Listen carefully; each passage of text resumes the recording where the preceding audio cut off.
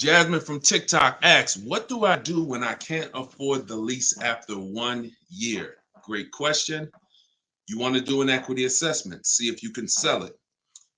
There's two ways, main ways to sell a lease. You could have somebody assume it. You can go to a site like Shop a Lease, and if you have a good car payment, you could list the car there and somebody could take over it, but it must be a good car payment relative to the deal. If you're paying, if you overpaid per month, then you're going to have a hard time getting someone to take over the lease. But if not, you can get it rid of it there. Second is I want you to call the leasing company, ask for your payoff, and then you're going to call, once you get your payoff, I want you to ask them if you have a third party restriction. Those are the two questions you're going to ask your leasing company. And then once you get that number, which is your payoff, you're going to go to CarMax.com, Driveway, Carvana. This will take you 20 minutes to do. Kelly's Blue Book Instant Cash Offer, Auto Nation, Sell My Car, and Car Guru, Sell My Car. You want to get 6 offers. It's very important when you're on those sites. When they ask you, is your car owned, leased, or financed, put owned. That's going to tell you what the market value cash is for your car to get rid of it in a day. If it's greater or equal to your payoff, you can get out of it. If you have a third-party restriction, then you're going to need to take another step and you're going to sell to a local dealer. But you got to see where your equity position is first. Got to see where your equity position is first. All right, I'm going on and I'm sharing the broadcast, and then Dolan, you could queue up the next question. We're live on TikTok, Instagram, YouTube, and Facebook. So we are going to be taking questions from all platforms. The first one came from TikTok. We got a couple queued up on TikTok. So shoot the next one in, Dolan, and we'll get to it. All right, this is another one from TikTok. I have 2 payments left on my lease. What's my next step? Equity assessment. Who's returned a lease to a dealership, just dropped it off when it was done? You never assessed any equity. You didn't even know. Who didn't know that a lease could have equity that you could put in your pocket? It's not a guarantee, but many people all through the pandemic, we were showing them how to put $5,000, $7,000, $10,000, $12,000 in equity in their pocket from the end of their lease. I sold my lease. End of my Jeep lease, I made $8,900. My mother made $10,200. Now that was when everything was worth 7 to 10 grand more than it's worth. That was when the market was once in a lifetime. But does not mean we will never return a lease without doing an equity assessment. If you've done it, I want you to raise your hand and say, you know what, I turned in my lease. If you ever just dropped it off, you can't do that again. You must know if you have equity, and you follow those steps that I just gave to Jasmine. I think that was Jasmine who asked the first question. That is what's called in my book, in my process, that's the equity assessment. That is what you do. Everything I'm teaching you guys is from my new digital book, Car Shopping for People That Hate Car Shopping, 7 Steps to Saving Time, Money, and Avoiding Dealerships. So every question you ask, when I answer it, it's going to be out of one of those 7 steps. And the equity assessment is step 2. You must do that before you ever return a lease for the rest of your life. A lot of you gave back thousands of dollars to dealerships and you didn't realize you were doing it. They bought those cars, put that money in their bank account when it should have been in yours. Yep. All right. Go ahead. Shoot the next one up, Dolan. All right. All right. This one's from TikTok as well. Let's go.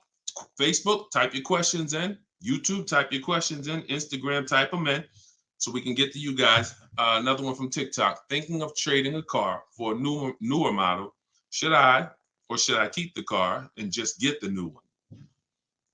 It's a good question. What's the benefit of keeping the car? If you were a high mileage driver, then I would tell, let's just say you said, Deshone, I'm driving 20,000 miles. It's in high mileage drivers, I want you to type HM. If you do over 20,000 miles per year, even 18,000 miles per year, just type HM. Regular driver, Jason, what's the benefit of having 2 cars? It's on insurance. You're paying for one when you get your new car. I like to drive that car that I'm paying for. I don't want to be paying for a car and then I got this other car that I'm barely using. But if you are a high mileage driver, then I would tell you keep that car and get you another car. And but if you, how many years are you keeping the car, Jason? How many years are you keeping this next car? Because depending on your answer, it's going to change my answer to you. So this car you're thinking about getting, how many years you see yourself keeping it? Let's start there. Come on, and shout out to the sharers. I see y'all running the likes up on TikTok, and y'all keep tapping that screen. Just every couple minutes, throw a couple taps. It really helps the broadcast, and I appreciate everybody who's helping us get this message out. I really do. We couldn't do this without you. Let's see if maybe 5 years, then you should not be buying that car, Jason. You should be leasing. And I'm going to break this down for you really quick because some of you know the depreciation curve. And the rule of thumb is when we talk about the hidden money in your car deals, my job is not to just teach you, if you're willing to listen, how to save thousands of dollars by making dealers and banks bid on your business. That's how we make sure we get the best prices. You can't get the best price. You can't make the best deal if you buy, but you should have leased. It's impossible because the depreciation curve looks like this, y'all. If you buy a car today for $30,000 today, I give you a car. I'm gonna show you something. I want everybody stay close to your keyboard. I don't want you to, when I ask you a question, type as quick as you can so we can keep the dialogue going. If I gave you a $30,000 car right now, put it outside your house, you don't drive it 1 mile, you don't even touch it. We go outside a year later, is it worth $30,000? You didn't drive it 1 mile. You said, Deshone, I don't need the car, but I'm leaving it here. It's yours. You don't drive it 1 mile. Is it worth $30,000? No. So that's your first intro into depreciation, the unseen expense. Let's go a little deeper. If you put 10,000 miles on it, it's worth less, right? If you put no money in it, if you put no mileage on it, it's already lost thousands. If you put 10,000 miles on it, it's worth less, right? High mileage driver, let's say you put 20,000, it's worth less, right? Now what you're seeing is the expense you've been taught not to see, which is depreciation. It has nothing to do with car payments. It has everything to do with that. We've heard people say, oh, you know, cars are depreciating asset, cars are depreciating. What does that actually mean? I'm showing you what that means. I'm showing you what that means. When you're buying something that goes down in value, you have to look at when it's going down, when is it losing its most value, and your goal should be to avoid replacing it while it's losing the most value. How many of you have a car outside right now, outside your house? You've had it for at least 8 or 9 years. Type the number of years you've had it. If it's more than 8, don't type 3, don't type 5. For those of you who have a vehicle outside right now, and it's been in your home, in your household for at least 8 years, I want you to type the number of years. All right, we got Jason 10, we got 13, we got 8, we got 20, we got 14. Okay, so we got 10. This is the leasing versus buying question, and there's nothing more important than this to the foundation of your deal. Because if you choose wrong, you cannot get a great deal. And if you're new to this, then lock in for the next 5 minutes, and you're going to understand why. The people, those of you who said, Deshone, wow, Jazzy's 20 years. The vehicle, the value of your vehicle right now, isn't it going to be about the same a year from now? Everybody who just typed, look at and I want y'all to pay attention. If those of you who are like, Deshone, I never keep a car, you might be saying, looking at these numbers and saying, Deshone, I would never keep a car that long. It's not for me. It's not in the cards for me. It's not my style, not my habit, not interested. Perfect. Pay attention. 12, 20. So all of these people, your car will be worth next year about what it's worth right now. What does that mean? That means you have avoided the depreciation. You've won. The depreciation curve normally looks like this the first 5 to 7 years. but it starts to get like this the longer you keep the car. So now all of you who have answered, all of you who are watching them answer, their car depreciation curve looks like this now. It's not losing much value anymore. If you don't get to that level, there was no point in you buying the car because you're replacing it here. There's only two ways to go from to avoid this type of depreciation. Car was worth 30, now it's worth 10, 7 years later. It's only two ways to avoid that type of hit. One, you're going to keep it long term. If that's not you, you should be shopping for aggressive leases. Not these leases you see in the car, in the commercials, come pay $4,000 down and all of that. These are not deals. Aggressive leases are below market prices and they're pennies on the dollar compared to what you've been paying. You cannot win buying cars and switching them like this. That's why you always have negative equity. That's why you're always never happy with what you're getting for your car. You buy your car, you come back, look 3 years later, you see what it's worth. It's always disappointing because you're trying to literally get cash back out of something that is not designed to give you any value in the short term. Leasing or long-term ownership. That's why the first thing that that I teach, it's called the most important question, is how many years you keep in the car. If it's not 8, then you should be leasing. It's not even a question. We'll go deeper on that throughout the show. Anyone who wants to know more about that, you keep asking, because once I open up that Pandora's box, it's like your mind is like, oh, but everything I heard about leasing, I heard it was bad. I heard you can't drive that much. I heard that yada, yada. They bill you for all of this stuff. All of those things, I'm going to help you unlearn because unfortunately, the people who taught you that were confidently incorrect, which is dangerous. Confidently incorrect is you're dangerous to yourself and others. So, all right, so that's the key. If that's the key, Jason, don't think about buying if you're not keeping 8 years. You're going to overspend. And we'll talk more about that throughout the broadcast. Feel free to ask follow-up questions. Go ahead, shoot the next one, and I'll go as deep on that subject as we need to for you to understand it. It'll give you some lease comparisons. You'll see what great leases look like, and you'll see how there are pennies on the dollar when you know how to get great lease deals. And that's the way you avoid the depreciation. Only 2 ways. Great lease deals, long-term ownership, 8, 10, 15 years.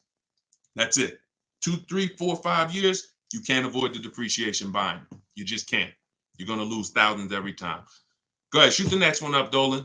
We're keeping the questions coming in. We're live on all platforms, so just keep typing. I'm going to try to get through as many as I can. We got a lot of questions coming from TikTok. All right, let's go. Should I put money down on a lease that I'm about to turn in? That you're about to turn in.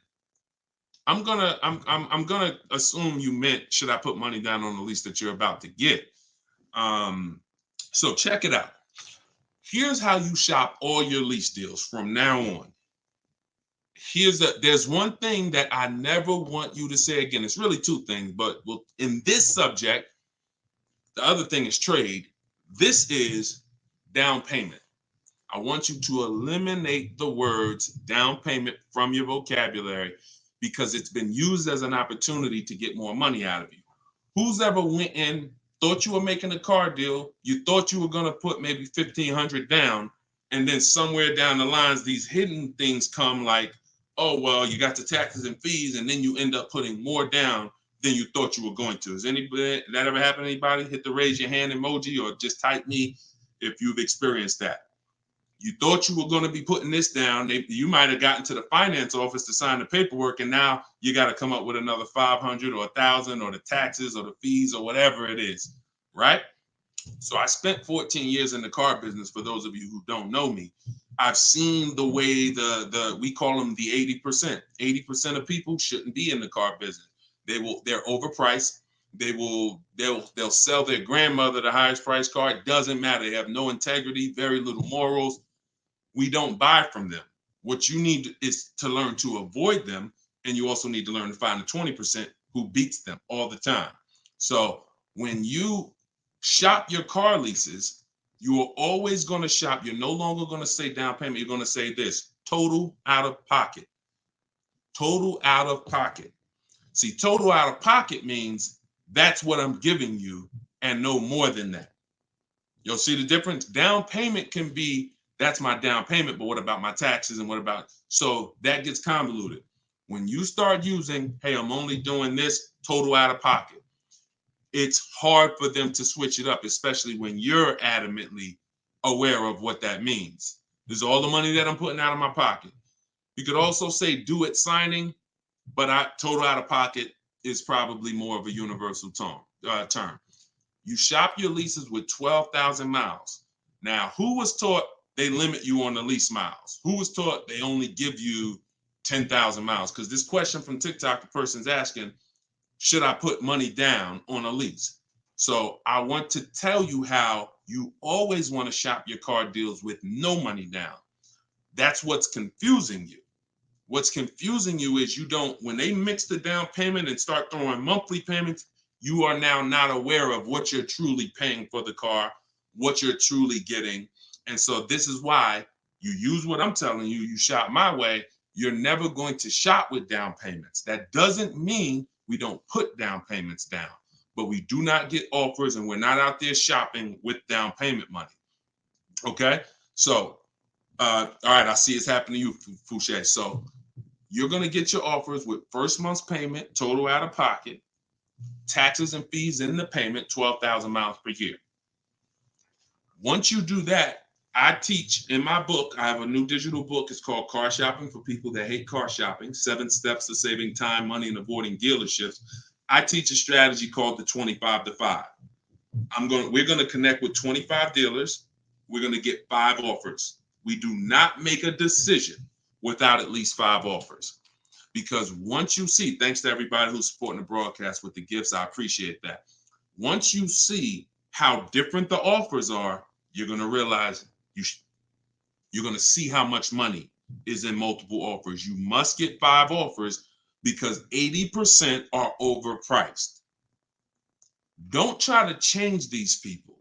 Don't question, oh, listen, why are dealers like this? Why are the 80% overpriced? Listen, Jim Rohn used to say, don't sign up for that battle. Why does the sun come up in the east, and, in the east and set in the west? Like, don't sign up for that. Some questions are not worth asking because they mean nothing. Just know that's what it is. Expected. 80% are going to be overpriced. This is why you are not going to get your best deal walking into a dealer anymore.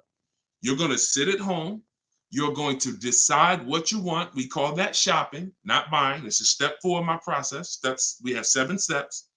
Step 4 is shopping. And then once you decide what you want, you're getting it from home. 90 to 100% of your new car transaction and your leases should be done from home. That's where your power is. That's where you have the power of leverage. That's where you have the power to make multiple people compete for your business, which saves you thousands of dollars. I'm going to give you tons of examples. This works every time. How do we know? It's the way we buy everything else. Everything we buy in life. We go into the grocery store. We need spaghetti sauce. You need laundry detergent. It's a bid. You may not be aware, but I'm going to make you aware. Everyone is bidding for your business. Hey, look over here, Prego. Hey, this brand, Classico. Hey, we're on sale this week. Hey, we have the best. Y'all see what I'm talking about? Everything that we buy, especially expensive items, but even low-priced items, companies are competing, except in car dealers. They've trained you. They've trained me. If I wasn't in the business for years, I wouldn't know, to focus on one place and think we all have the same pricing. They made you think Nissan, we're a Nissan dealer, we're all the same price. So you might as well not even go anywhere else because we're all the same price. No, we're not. No, they're not. So when you start shopping multiple offers, you can do it by phone. I like to use email. I like to do everything copy and paste by email. But when you start getting multiple offers, you're going to truly see where all the hidden money has been, and you'll see how many of these dealers are overpriced, which is going to just make you say, from now on, I'm definitely shopping online. So but you need to do it correctly. There's some information you must give a dealer in order to get quotes online. And most of you don't know that. That's why you're having problems getting quotes, because you're not giving the dealer what they need to get quotes. So we'll go deeper on this throughout the show. But this is what we're talking about, y'all. This is all in my book. In my book, You have the 7 steps laid out. You could cue the next question up, Dolan. And for our launch, you can get it for 75% off. The book's normally $97, but for our welcome offer, our launch, I said, you know what? We're going to do 75% off for 30 minutes. So when you go to my TikTok bio, you click that link. There's a button that says, get my new book, 75% off. You get yours. You won't pay the normal $97, but it's only for 30 minutes. Once that timer goes down, you go back up to 97. Same thing on Instagram. It's in my Instagram bio. And then we're going to put the link here for you guys here on Facebook and YouTube. All right, go ahead. This one's from Instagram. If I'm keeping a car under 8 years, I like y'all using this 8-year rule language. I like that. I like what I'm seeing. Y'all really letting, this is really absorbing. If I'm keeping a car under 8 years and will definitely go over the miles, how do I lease cost effectively? You choose the right miles. You never, I was at Hyundai. And I experienced for the first, see, most of what I'm teaching, I learned through being in the dealerships and just watching, paying attention, asking questions, seeing bad situations, and then asking questions to make sure I could help people avoid them. I was at Hyundai. I was a manager for 6 weeks there. And this guy came in and he was returning a high mileage Hyundai lease. It was the first one that I had really saw that I could remember. He brought it back. It had 70-something thousand miles on it. And I was just like fascinated. I said, you lease this? He said, yeah. All I do is lease. He said, man, I'm in sales. I used to buy these cars. You know, I was putting so much money in the cars, all this negative equity. And it was just like, I hated it. He said, once I got exposed to the high mileage lease, I never looked back. I drive this thing 20-something thousand miles a year, 3 years, I drop it off, I get another one. And so I said, okay.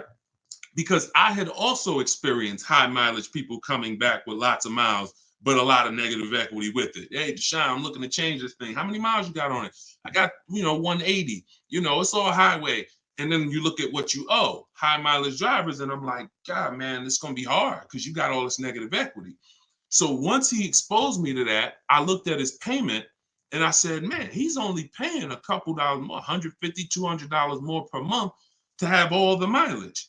That $150, $200 a month is a lot less than the depreciation hit that he's taking. Again, going back to the unseen expense. We already said, we park a car outside your driveway tonight, it's 30 grand. Next, I asked everybody on here, is it worth 30,000 tomorrow, a year from now? If you don't drive it, everyone unanimously said, no, it's not. So even without mileage, it goes down. When you do regular mileage, it goes down more. Somebody doing 25,000, this is how you're destroying the value of your car, but at the same time, the loan is still staying high. So once I saw that you could avoid that with a high mileage lease, that became part of one of the strategies that I teach for high mileage drivers. This is only if you're short term. Pay attention to what Maddie's question said. If I'm not keeping it 8 years, if he was, there's plenty of cars that you can keep 8 years and just put a ton of miles on it. You're not worried about trading them or selling them because we don't trade. You're just going to get the maximum value out of it. In his case, he knows he's not keeping it 8 years. How are we avoiding the short-term depreciation? You do that with a high mileage lease. Second strategy, Matt, this is also in my book. I have 2 strategies for short-term high mileage drivers. That's one way. Shop for your lease, 12,000 miles a year. Identify the best bid, and then once you identify the best bid out of 5, you have them adjusted to a high mileage lease. Second is you buy your car, or if you have a car now, you keep that car, pay that car off, and now you're going to go lease your nice car, and that's going to be your second car. I call that 2 cars, 1 payment in my book. That's what it's called. And now you have, because some people say, Deshone, you know what? I want a nice car. I drive a lot for work. But man, I want to get me something nice, but I don't want to just be destroying it. And this strategy becomes perfect for them. This guy who's doing the high mileage lease with Hyundai, that's not a nice car. Especially once it gets up to 60, 70,000, it's not the, so some people are like, you know what? I want a nice car. I'll have my mileage car. I'll do, half the mileage on that. And then I'll go and lease me something and I'll do half the mileage on that. And so it's a beautiful thing. You got your nice, beautiful car and you got your mileage car and you split it. Payments affordable. and you're not dealing with all this negative equity like you've been used to dealing with as a high mileage driver. High mileage drivers are getting killed with some of the worst because you guys are just killing the value of your cars. You use either one of those, you're going to love it. Both in my book. So if you want that step by step, it's in there. Some of you are like, Deshone, this is great. I don't want to try to remember all of this.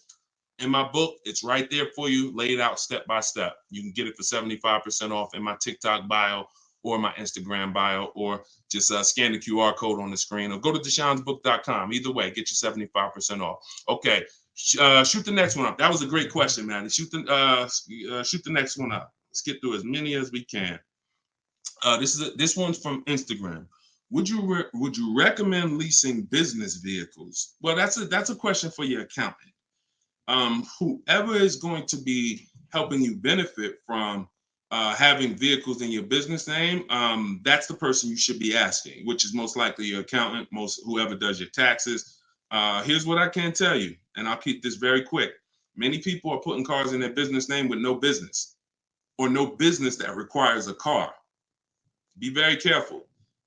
There's two parts to this. One, whoever's going to teach you to put cars in your business name from a business strategy standpoint, that's who you need to learn from. Second is, you can use what we teach to save money on the cars, because what I see these people, influencers, social media people paying for these cars, they'll never tell you what they're paying.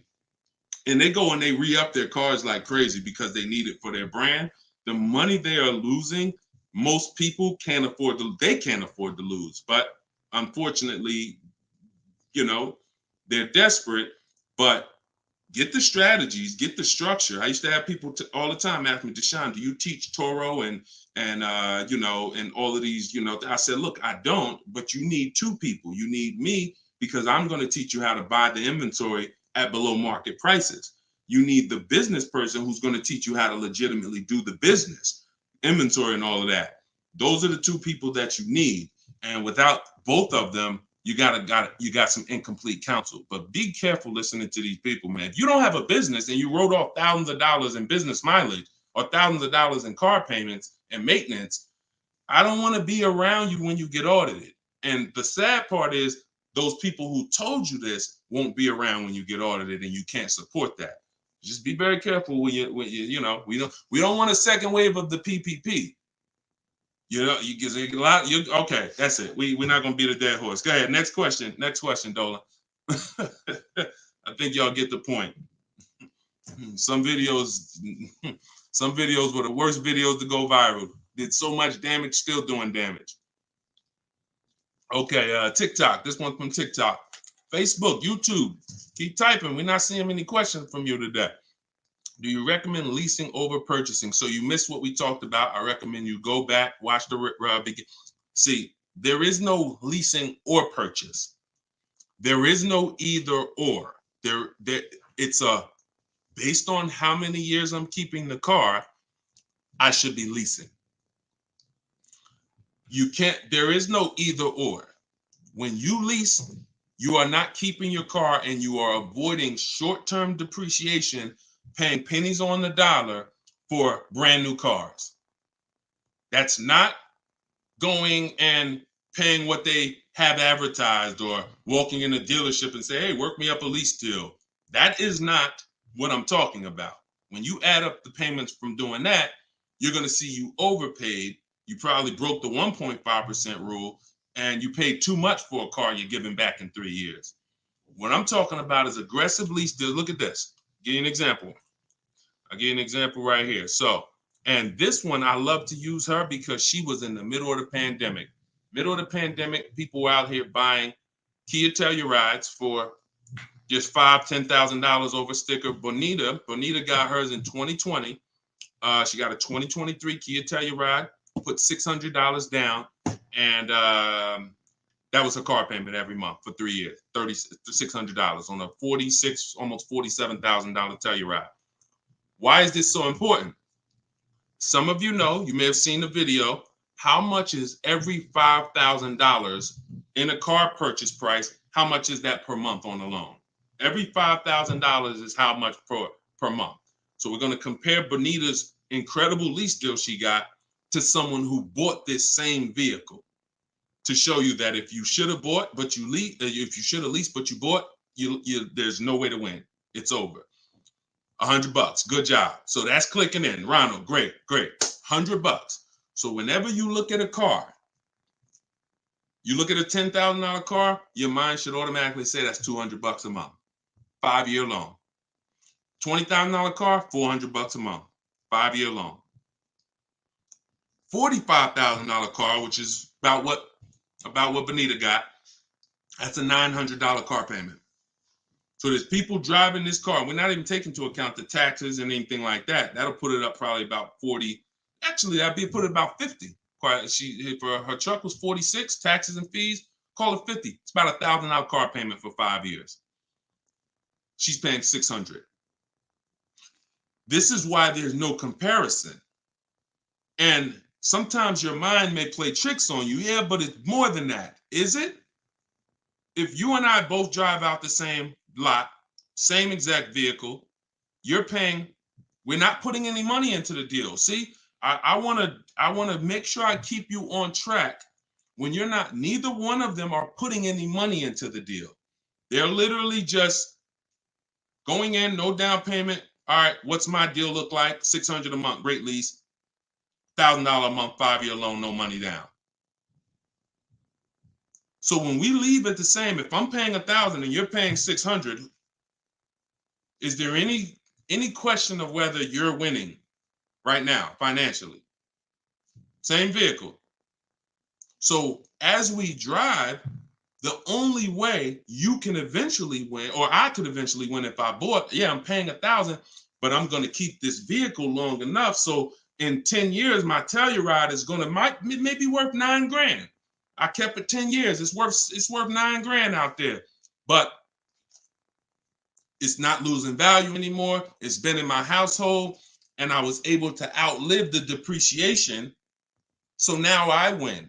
Doesn't mean you lose. See, it's not like, oh, well, you lost, you should have bought. No, Benita knows I'm not keeping 10 years. I'm not keeping 8 years. That's not my goal. Therefore, I'm going to shop for great lease deals, and I'm going to pay pennies on the dollar compared to people buying, and that's my win. So there is no should I buy or should I lease. Do you recommend leasing over purchasing? I recommend leasing when you should be leasing, which means you're not keeping your car 8 years. I recommend buying when you should be buying, meaning you're keeping your cars 8 years. You're going to outlive depreciation, pay it off, and have a car that is not losing value in your driveway in 8, 9, 10 years. That's when both people win.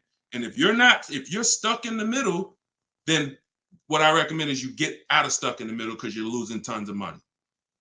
Get out of being stuck. Buying leases out, buying loans, trading them in. Get to one, choose a side. I put 2 good sides in front of you. Choose a side. All right? Good question, though.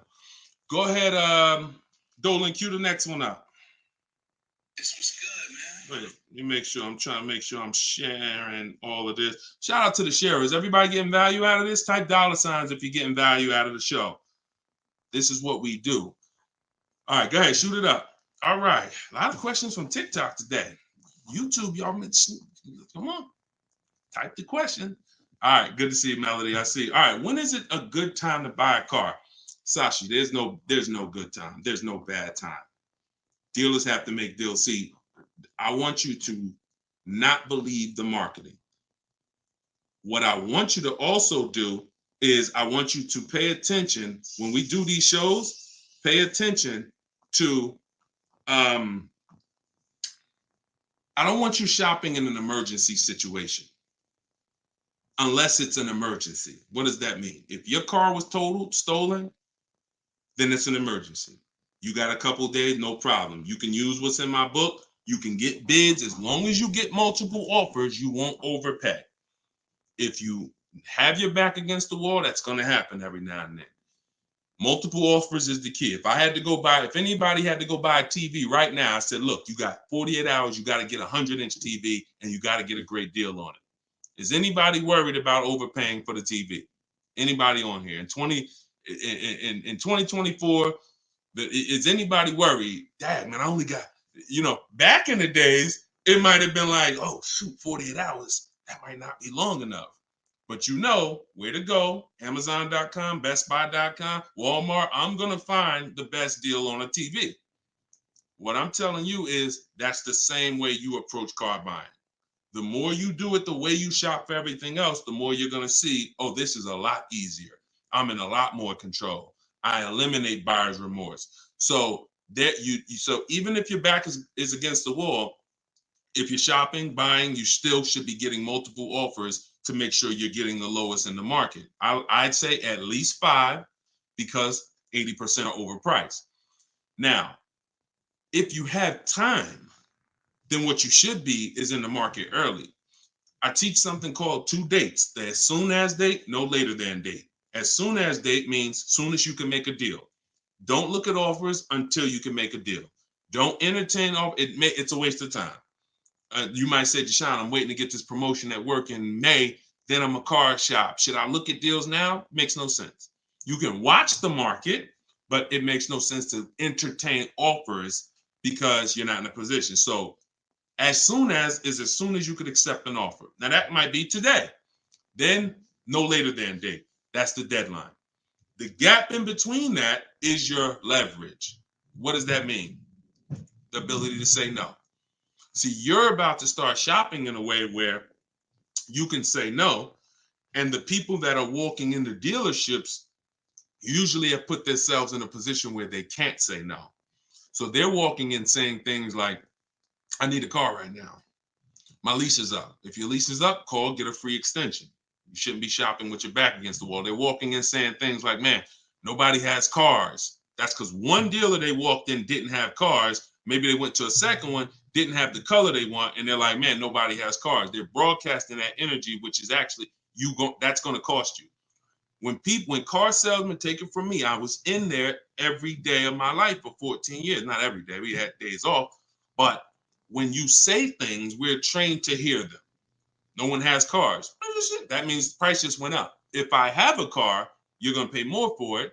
This is what the 80%, this is how the 80% think. It's a mind game. So you don't want to be there. You want to be at home. And when you have the ability to say no, now here's what you do. You reach out to dealers for your offers and you're telling them, hey, I can make a deal right now. This is what I'm looking for. But I don't need a car until July 3rd. See, that's power. That means, hey, if I got a car coming next month, I can talk to this person about it. Most times a person walks in, they need a car this week, next week. That means whatever's on the ground, that's all we can talk to you about. But when a person has been proactive in shopping, which is what I want you to do, which is what I'm going to teach you to do, it's all in my book, and it's everything you'll hear me talk about, is when you have the luxury of time, it benefits us.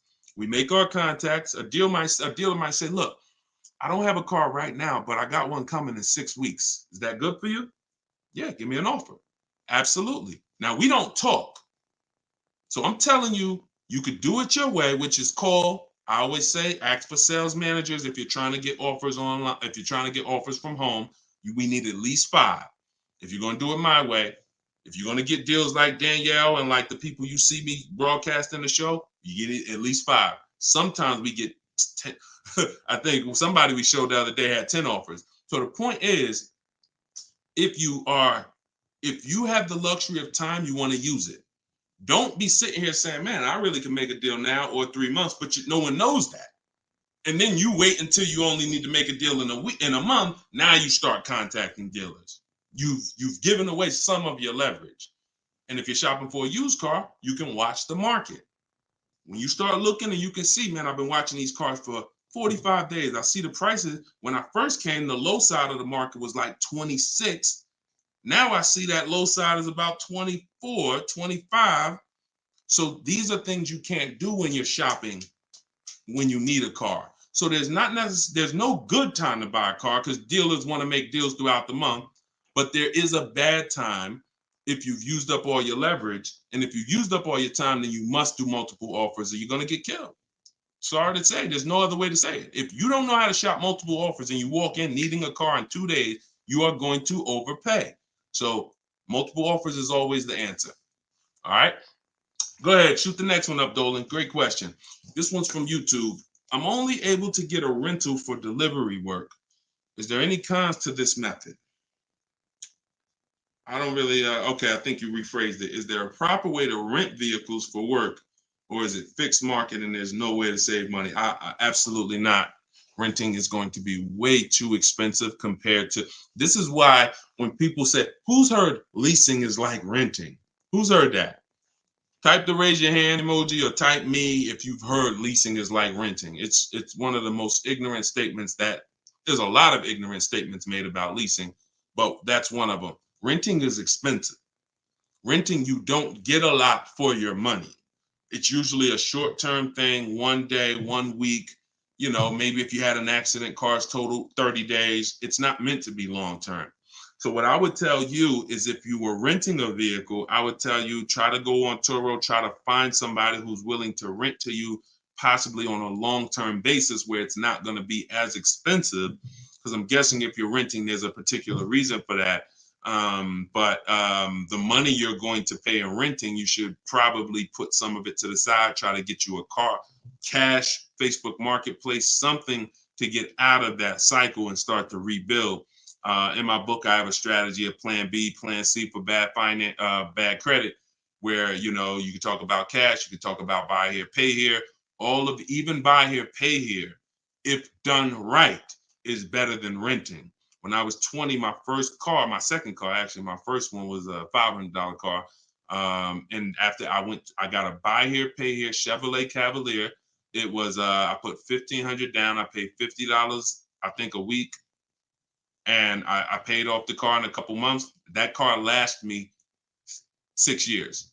So the key with buy here, pay here is to make sure you're getting a great car, a quality car. And so, but renting, that if I had to rent a car and I'm in a position, I would try to find somebody on Turo, the lowest price per day, and then see, hey, if I did a long-term per month rental, how much would you give it to me for? I try to work that out, see how that works. All right. God bless with that. All right, next question, Dolan, shoot it up. We're getting a lot of questions, so I'm gonna try to move faster through the answers. This one's Facebook. Once you have the car you've decided on, how do you go about getting multiple offers from dealers? Well, you could do it the manual way, which is I would see the only bad thing. See, and here's the thing. You guys know, if you've been on, if this isn't your first time, if you've seen, you know I don't hold back. But I can't teach you scripts that I've written specifically so you don't have to talk. There's tons of scripts that I have in my book that you're copying and pasting from email, because when you're trying to get quotes online, you're dealing with trained people.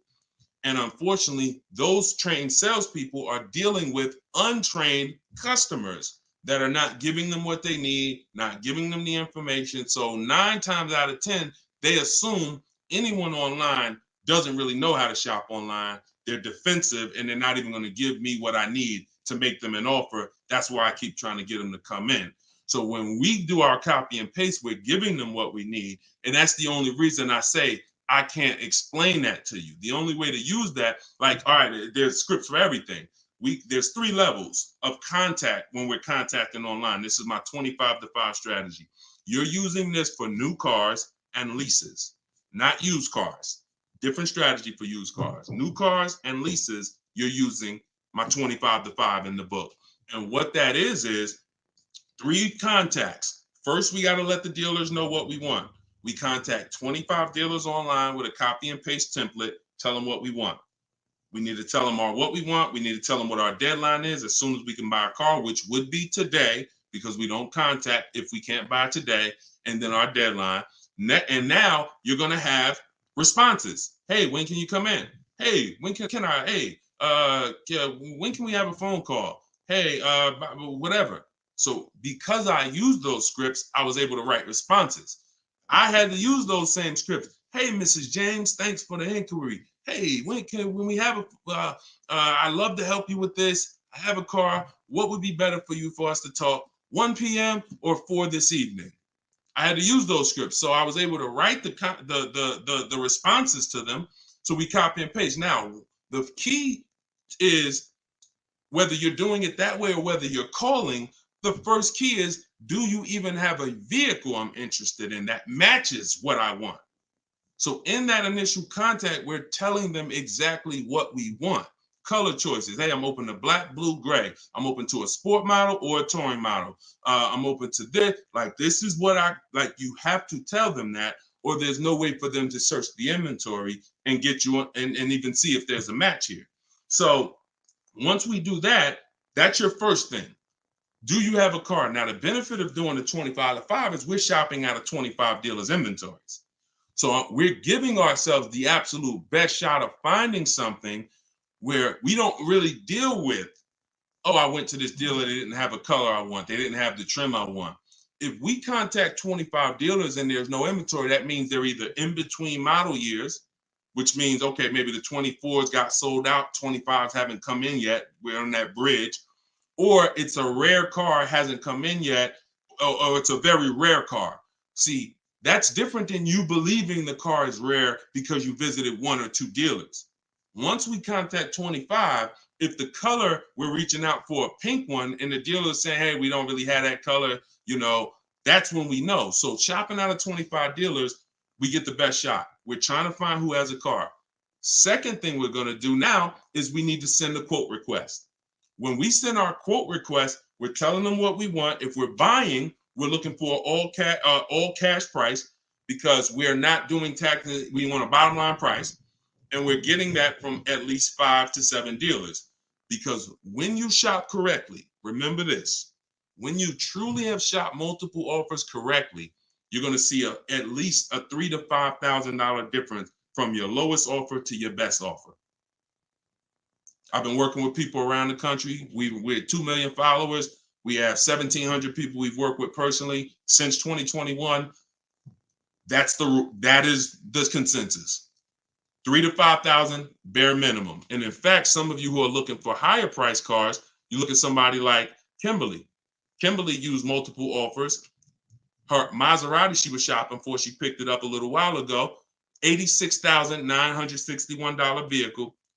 They offered it to her for $66,261. Deshone, that sounds crazy. She saved 20 grand. Actually, 20,700 on that offer. So now you never can pick. You don't know where the bottom is. She didn't go in saying, if I can't save 20 grand, I'm not getting it. That's not how we go in. We go in, we do multiple offers, and we let the bottom reveal itself. We don't choose the bottom. All right.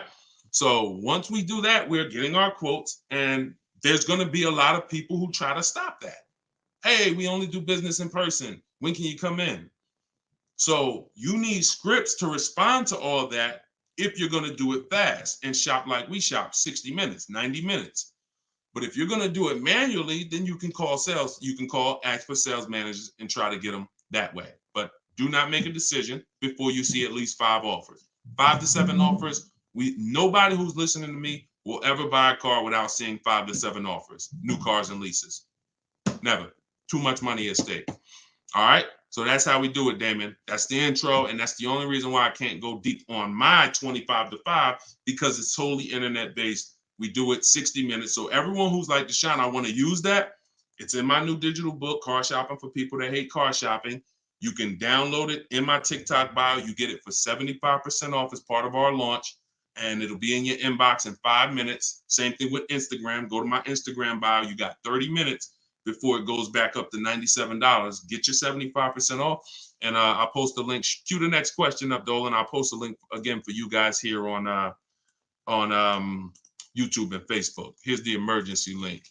All right. This one's from Facebook. We got another question from Facebook. Hey, I'm in the USA, originally from Canada, and no credit in the USA as yet. Should I buy a used car with cash or a new one? What I'm afraid they'll give me a high rate. What do you think best option? Hey, if you got the ability to buy a used car cash, that's what I do. I'd get a great car, spend as little as possible on it, Facebook Marketplace, because I'm not looking, if I can, to go into a high interest loan when I can get me a car and then I can build my credit. I want you to follow Haley, somebody named Shonda Martin. Her brand is called Road to 750 Plus. She's very similar to me in that she does these Q&As all the time. She's live. She's a genius. She's clearly studied for many, many years to understand. And even me using her thing, her strategies, I've added at least 80 points to my credit just from things I didn't even know. Like, and the real person who's an expert is going to show you where the blind spots are, things you didn't know. And that's what Shonda is. Some of you may follow her. She's amazing. Yeah, Cavante said, yeah, she's amazing. She is. So follow her. But yeah, I would be looking to get something inexpensive, point A to point B, little as possible. Make sure you find wherever you live, ask around who's the best mechanic in town. Ask like who does everybody know in town that fixes cars, just a good guy, good woman, and you find them and you say, look, I'm about to go pick up a car, I'm gonna buy it privately. Well, can I pay you $100 to inspect it for me? Get yourself an inexpensive car, and that'll give you the ability to be on the road. At the same time, you have the ability to have the time to invest in your credit. So when you're ready to make a power move where credit's concerned with a car, be it leasing, financing, you're good. All right. But if you go buy a car overpriced interest rate, it could really set you back. It can really set you back. It's happened to too many people. Great question. Cue the next one up, Dolan. Great questions today. YouTube, should I buy a car cash or do I get a loan? It's a great question here. A lot of great questions. This is a matter of, look, nothing that I teach is really one size fits all. That's been the problem. 8-year rule, absolutely. If you're not keeping 8 years, that is one size fits all. That's why it's called a rule. You should be leasing if you're not keeping your cars 8 years. If you're buying, you should be keeping them more than 8 years. But when it comes to the cash or loan, here's what I've experienced, and the people who pay cash or don't pay cash, this is kind of what weighs it for them. What are they doing with, what are you doing with your money? Is your money making you money? If your money is making you money, I would have people come in the dealership, clearly had the ability to pay cash, because I would ask them, so how are you paying for the car? And they say, I'm thinking about, writing a check for it, but what are the rates? And if we had a special interest rate from the bank, like 0% or 0.99%, 1.99, 2.99 even, they'd usually take the bank's money so that their money could keep making money for them. So if that's you, and the rates are low, that's why whenever we shop for a car, you always want to check, are there any special interest rates? That's the first thing. I teach something called the bank bidding war. It's not just dealers that bid for our business, it's banks and credit unions too. So in the bank bidding war, there's 3 rounds. The first round, though, is checking if there's any special interest rates, because if there is 0.99 or 1.99, no one's beating that. Therefore, the rest of the rounds are non-applicable. So if you can use the money cheap, that's when you use the money and you let your money keep working. Now, another person, a different person, Deshone, I'm not really investing my money. You know what? I just kind of like to keep things to a minimum. I got my cash over here. Okay, then. I would still, if the money was cheap, consider it, because, we could be coming into days where cash on hand becomes a little bit more important. But it's really about the cost of the money. If rates are high, 6, 7, 8%, 9%, 10%, then you want to put as much down on these cars as possible. If you're buying them, you want to put, you want to pay them off if you can, because the money is expensive. So it really depends on the cost of money. People, when the cost of money is cheap, they benefit from that, and I would think that those principles will work for anybody, and that's, you pick and choose which one of those situations fits you. But if you check the special interest rates, that usually puts it to bed. You see 0.99, it ain't no reason. Why would the bank's basically giving you free money to use. you can keep your cash on hand and, still get the car. So I know some people don't believe in that. They don't believe in interest, but here's the thing. There's something called opportunity cost. Interest is not the only loss. When you're talking financially, opportunity cost is important. When you put 30 grand in a car and it gets you, we already talked about this. Cue up the next question, Dolan. Depreciation curve. When we start talking about financially making decisions, a lot of people see, if I put 30 grand cash into this car, what is my cash worth in 6 years? $30,000 car, what is it worth in 6, 7 years, y'all? 12, 10. So what's the return on that cash? It's not even positive. It's not even neutral. It's negative. So these are all the things that it's like, okay, you go over that, what I just said over the last 6, 7 minutes, and you choose what makes sense for you. But I'm never going to give you one size fits all formulas. That's what has failed you. Always do this. That's what has failed you. Go ahead. All right, this one's from TikTok. What's the best way to purchase a car once lease is over? Why would you want to? All you're doing. All right. Let's talk about buying our lease out. And I'm going to keep this quick because some of you know that I'm adamantly against this unless you're keeping the car 8 years. Because sometimes we look at our leases, right? And we say, oh, it's, should I buy my lease out? Here's the question. Should you lease again or should you buy a used car? When you are buying your lease out, all you are doing is buying a used car. That's it. When you look at it that way, it's going to become more clear to you. It's your car. You don't have to go search for it. You do need to make sure it's a great price relative to the market, but that's all you're doing, buying a used car. So the question becomes, should I buy a used car or should I lease? And when you realize that the 8-year rule, breaking it, is going to continue to lose you money and put you in negative equity, you won't buy your leases because you don't plan to keep them again for another 8 years. I'm going to tell you how I found this out to be horrible. Guy walks in the dealership. I'm looking at the car that he has. He says, okay, I'm looking to trade this in and get me something new. So, okay, how many years old is that? About 5 years. Okay, cool. How long you had it? I had it since it was new. Okay. All right, you know how much you owe on it? No, I don't know. Now, that's not a good sign because if a person tells you they've had a car for 5 years, and they've had it since it was new, wouldn't you think it was almost paid off or paid off, right? If that makes sense, type of dollar sign. If a person said, you saw them, they're like, yeah, I had that car 5 years. I bought it. I've had it since it was new. Shouldn't it be almost paid off or either paid off, right? So when he said, I don't really know what I owe, I was like, okay, no problem. We'll call the bank. We'll find out. All right.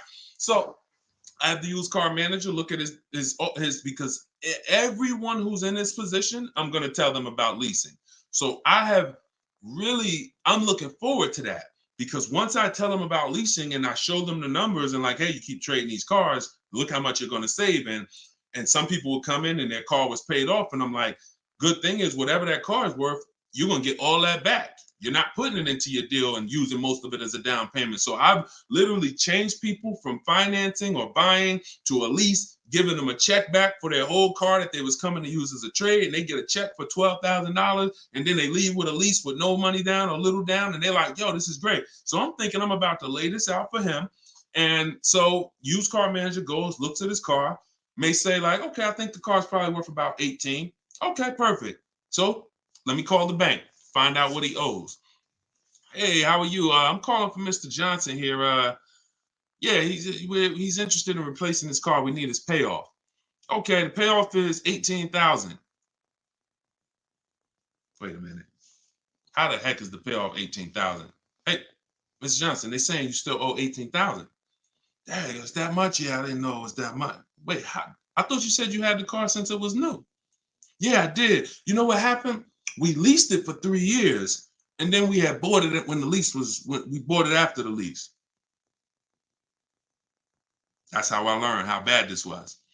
So I'm like, okay, because when you buy your car off lease, most people, you're going to need a 6-year loan to have a similar payment. So if your payment was $400 and you buy the lease, you're typically going to need a 6-year loan to have around the same payment, right? So picture this, 3 years to lease it, then you get a 6-year loan. 6 plus 9 is what? 6 plus 3 is 9. Anybody on here signing up for a 9-year loan on a car? Anybody? We got a lot of people on here. Anybody on here signing up for a 9-year loan? No? Okay. Room's quiet. So we never signed up for a 9-year loan. Look, she said, heck no. Right. We never signed up for a 9-year loan, 9 years of payments on the same car. Yet when we buy our leases, this is what's happening. So you look and say, all right, you bought your lease, you put 6-year loan, so you leased it for 3, then you paid it for another 2, that's 5. Now you're tired of it. Yo, man, I've been in this car, let me go trade it. Problem is, you still have 4 years left of payments. That's why buying the lease is horrible. One situation where it makes sense, if you're keeping it 8 years.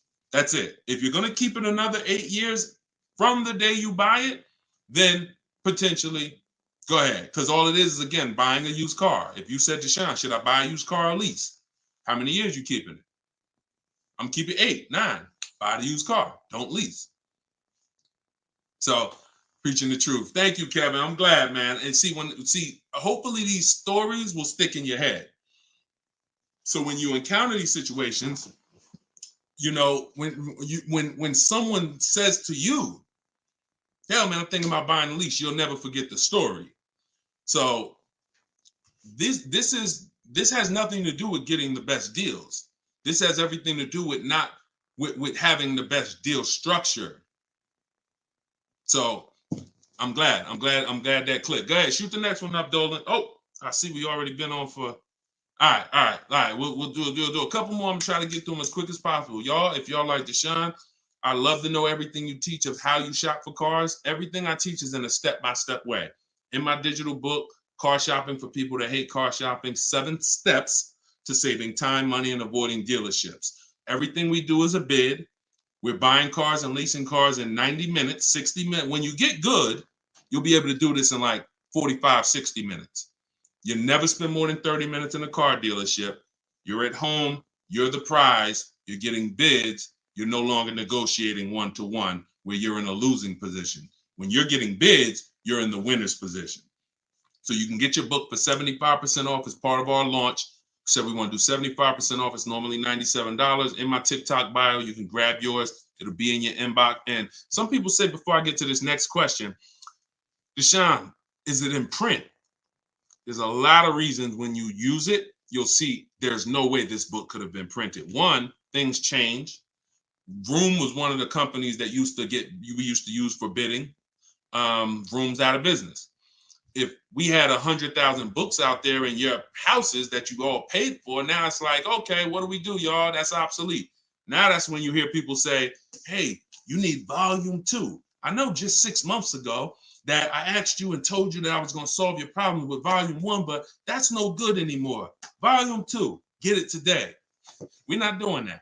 And there's nothing against them because, again, you know, they did what works, but we didn't want to do that. I wanted to be able to update this book on the fly. What I did when Vroom went out, I updated the file.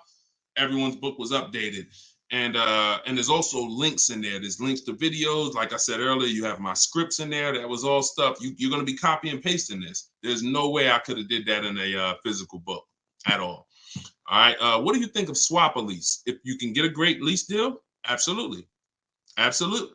We always compare, divide the monthly payment into the MSRP. The 1% rule has existed way before I started, way before I even got in the car business. The 1% rule said if you can lease a car for less than, for 1% of the MSRP, no money down, no money out of pocket, just, covering the first month's payment, you stole the car. Coincidentally, every lease I've ever had was under 1%. I paid $330 a month for my $35,000 Jeep Grand Cherokee Laredo. I paid $325 a month for my Infinities, then $345, then my highest one was $390. And that was a $45,000 vehicle. So these are under 1% leases. In order to get 1% leases, you need to shop multiple offers, but you also need a great lease program. So what we always say is under 1% is a steal. You'll see there's 3 categories of leases. Steals, great value. Those are under 1%. Great deals, those are between 1% and 1.5%. And then where it's time to chill, over 1.5%. You're paying too much for a car you're giving back. So if I was taking over someone's lease, I'm judging it by the same thing. Leasing is a value play. How much car can I drive for that payment? It's the ultimate way. The lower that percentage is, the more you've leveraged your money into a great car. So yeah, I'll check swap a lease, definitely. Go ahead, shoot the next one up, Dolan. This one's from TikTok. Can I sell a leased car? Who didn't know you could sell a leased car? Type me. My cousin left me his 2020 Toyota Highlander with 2,000 miles, so I need to get out of my lease. I don't need 2 cars. Okay. Equity assessment. Call the leasing. Matter of fact, I'm not going to repeat it because I already talked about this at the beginning of the broadcast. So after the broadcast, go to the YouTube page. You'll see it. I think it was either the first or second question. So within the first 10 minutes, I talked about how to do the equity assessment. You're going to follow that process. And this is all in my book. If you're like, Deshone, I don't even want to watch the video. Is that in the book? Absolutely. Because everything I'm teaching you is out of 1 step in my 7-step process. So the equity assessment is step 2. After we decide leasing versus buying, that's step 1. That's the most important question. Foundation of your car deal is, did I lease when I should have leased? Did I buy when I should have bought? Once you pass that, now if you have a car to replace, you need to do an equity assessment to see, do I have equity? Am I at a break even, which means I can get out? I'm not going to make any money, but that's fine. I can get out. Some people got a lease. I could get out the lease early. You technically can't do that because you're breaking a contract, but if you can sell out and break even, then you can get out early. Or do I have a negative position in which case I can't get out early? In the case of a negative, if you have a negative position on a lease, you can't get out early without penalty, without those payments. But if you're a negative equity on a finance, then that's different. There's no negative equity in a lease. I know we kind of use these terms interchangeably. Negative equity is only with a finance because you have to pay the money. With a lease, if what I get offers for, if it's below my payoff, then I just stay in the car until the end. I don't have negative equity. So you do the equity assessment, and hopefully you can break even. And the good thing about Toyota, if they haven't changed it, and I remember right, they don't have a third-party restriction. So you should be able to, if those offers you get are what you owe or higher, then you should be able to sell that car right to CarMax or Driveway or AutoNation, whoever makes you the highest offer, and you can be out of it literally. You do that today, you could be out of that car tomorrow. All right, so keep me posted. Go ahead, shoot it. See, we're over an hour. And I know Dolan, we always try to keep the shows an hour, but it's like the questions start rolling in and it gets good. Go ahead, shoot another one up, Dolan. We'll wrap in a second. Facebook. When you go online to build and decide on needs and wants, you look at the cash price, not the lease price. We don't look at any price online. Pay no attention. Nothing online is a deal, y'all. No commercial. I don't care what you see. Deals are like this. Hey, look, this is their offer. Look, this is what we gotta. Can we do it? What? Can you get them up any? Will they come up any at all? Nah, man. They said that they made this, and it's like, shoot. All right, let's see if you get another. Can you get another $10? If you get another $10 a month out of them, just take it. If not, then do the deal. That's a deal. You don't repeat it. You don't. I used to have to tell certain people, when you got a real deal, hey, when you come back, I'd love for you to send me friends, family, but don't tell them what you're paying, because I probably can't duplicate that, honestly.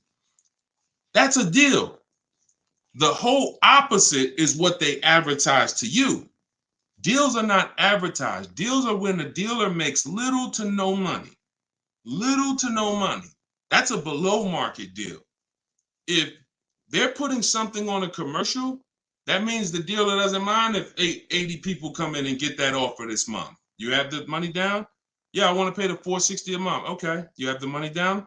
Yeah, it was $3,400, right? Okay. What about the taxes and fees? Because that's small print. All right, how much is that? That'll put you probably about another $3,200. And then I could be at that payment from the commercial? Yeah, definitely. Okay, let's do it. That's not a deal. That's not nothing special.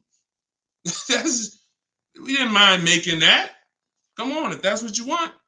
So if you want deals, you got to understand. Don't look at commercials. Don't look on the internet. Oh, this deal is advertising this. Deals are not advertised. Let that set. All this marketing that has worked on come at the end of the month. Imagine being in a business where your customers were trained to come at the end of the month. Imagine if you had a pizza shop, a car wash, and that happened. You knew that the industry was so good at marketing that you knew the last 3 days of the month, your car wash is going to have lines around the corner. That's marketing. So dealers make deals when they're like desperate. I want to see. Nobody's here. So don't pay attention. Don't pay attention to that. Just follow the process. Oh, I see you got the book. Just follow the process. If it's not written in there, Ty, don't add to it. Don't add to it. If Deshone didn't say, go to this website and look and then write that down, don't do it. The whole purpose of why I wrote that book in that way is to take the guesswork out of it. If you find yourself like, okay, what should I do here? All right, I'm going to do this. You're probably off my path because my path is very rigid. It's like a McDonald's system. You hear that beep, the nuggets are ready. Oh, don't change it. And then you'll get the results. We call that trust in the process. Great question. All right, y'all. We just hit an hour and 10 minutes. Y'all, I would love to do this all day. We are going to continue to do these broadcasts. Once the questions start coming in, I just really, and I don't want to discount any questions. So I wish some questions I could just answer in 30 seconds. It's not possible without me just cutting it short and then you not getting the value out of it. So we try to get through as many as possible. For everyone who wants everything I teach in one place, you can get everything in my social media videos. But I think what you understand now from being on the broadcast is there's lots of different situations. So when you're moving through my social media video, you're saying, oh, he's talking about leasing here. He's talking about buying a used car here. He's talking about banks here. He's talking about high mileage here.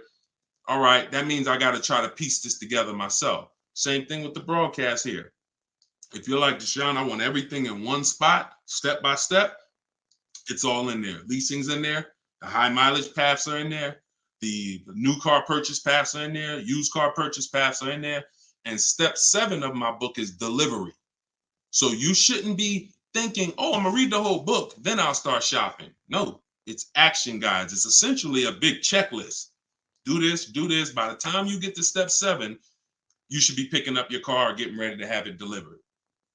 So that's the way it is. You don't take a quiz at the end. The quiz is if you did it right, your car's on the way. So everyone can get your book for 75% off as part of our launch. It's in my TikTok bio. Grab yours, use it, and please make sure you email me your deal. As soon as you make your deal, send me an email. Deshone, check this out. I don't want to see just the car you got. I want to see the price you paid. You're going to have price assurance, and I'm happy to be on this journey with you. So get it in here. I'm going to send this link. I'm going to type the link one more time for you guys here on Facebook and YouTube. In case you missed the countdown, I just typed the link. You can grab it there.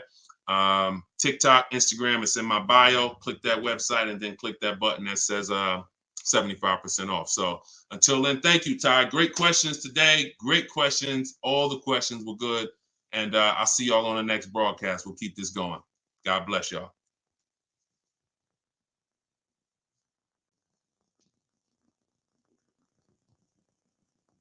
Okay.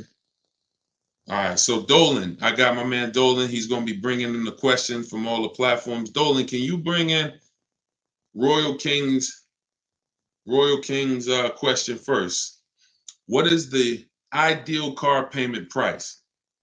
So one of the things that we look at when we're considering, car payment is, I always say, in fact, I had a video, some of you may have saw it. It was my first video ever on TikTok where it started out saying the worst thing you could do in a car dealership is to say, just get me to this price. We have a deal. Because the payments can be manipulated. So when you just focus on payment, you tend to lose or not focus on what you're actually paying for the car. So for example, a $30,000 car, well, that could be $600 a month on a 5-year loan. That could be $800 a month on a 5-year loan with a very high interest rate. $30,000 car could be a $300 a month lease payment. A $30,000 car could be a $350 payment on a 96-month loan. So that's why you don't want to focus on price. What you want to do is you want to focus on, unless you're leasing, you don't want to focus on monthly payment. If you're purchasing a new car or a used car, you want to focus on what is the price I'm paying for the car. And once you are able to focus on that, you'll be able to easily understand what that price should equate to on a monthly payment. Like some of you know, what is every $5,000 on a car payment? Every $5,000, and this is something for you to keep in mind forever, Royal King. The every $5,000 on the purchase price of a car that you're borrowing on a loan is how much per month? Remember this rule. I'm gonna see if anybody else knows. Hey, Kenneth, good to see you. Yeah, smash that like button. Thank you, Brian. Yep. Exactly, Mikhail, $100. So that's a good gauge for you to go in with $100 every 5,000. So when you look at a $10,000 car, what should pop into your mind is $200 a month. You should automatically default to a 5-year loan. I don't want you defaulting to 6. 6 is what I call the longest. I have a rule called the rule of 72 and the 10th birthday, which means we don't take a car loan more than 6 years, which is 72 months, and we don't have a car loan on the car past its 10th birthday. Bad combination, a lot of risk. So if you just default to every $5,000 of the car I'm shopping for, it's going to be $100 a month. That's going to be a good rule of thumb for you to base it off of. So welcome to everybody who just jumped on. If this is your first time with me on a live stream, could you type the number 1? I just always like to see the shout out the first time people. You're here for the first time. We do these live broadcasts. I call them right now. I call them car shopping Q&A, car shopping questions and answers. All right, welcome. Could everybody, if you've been here once before, could y'all just type welcome and just keep sending your questions. After you type welcome to all the new people, type your questions in and we'll get to as many as we can in an hour. This whole broadcast is sponsored by, and I'll be teaching out of my new book. My new digital book is called Car Shopping for People That Hate Car Shopping, 7 Steps to Saving Time, Money, and Avoiding Dealerships. It's a complete system of how to shop and get bids online. You should be doing 90 to 100% of your transaction online if you really want to save all the money. That's what we'll be talking about. You can't do 100% online with a used car because we have to test drive. But new cars, you can do 90 to 100%. Used cars, you can do 90% of your transaction online. So you can get your copy for 75% off in my TikTok bio for 30 minutes, Instagram bio for 30 minutes, or if you're on Facebook or Instagram, just go to Deshone's book or scan the QR code. All right, Dolan, shoot the next question and let's keep them coming.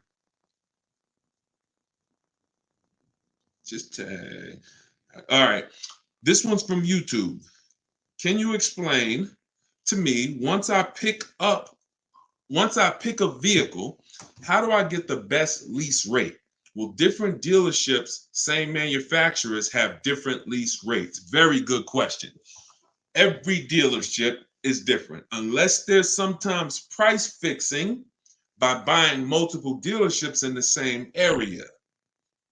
Some people will do that, which means we're going to go outside of that. Typically, when you look at buying up dealerships in the same market, you're trying to fix the price there. So if they go, but that's okay, because what you're going to do is you're going to shop so wide, you'll shop outside of them. You'll get used to driving an hour. If somebody beats the bid and they're saving you thousands of dollars, that's a good car ride when you're going to pick up a car. I had a young lady last year, Shonda, she lives in California. Every Northern California Volvo dealer was saving her money, a little money, but this one in Southern California beat her best offer by $3,000. I said, so what are you going to do? She said, Deshone, the plane ticket was 70, I think she said $73. I'll be on my way. So, you know, you'll get used to that. Every dealer has a different price. And I know you may have thought, oh, these dealers are all the same. Nissan is Nissan. Nope, they're all independently owned, independently operated, and they're all competing. So when the way you shop for the best rate is multiple offers, I teach you to get at least 5. When you are buying a new car or a lease, at least 5 offers, because 80% of dealers are overpriced. So out of that 5 offers, 4 are going to be higher. 1 is going to beat everybody, and that's the one that we go with.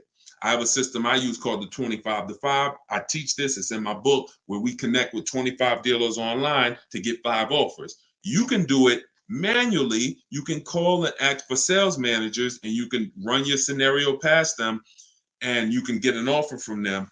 You need to do 5 though. You're not going to see the big money, the big savings, until you do 5. I've been shopping with enough people around the country the last 3 years to know at least 5 offers, sometimes 7, to save the big money. All right. Go ahead. Bring the next one in, Dolan. Keep typing your questions. We're going to try to get to as many as we can.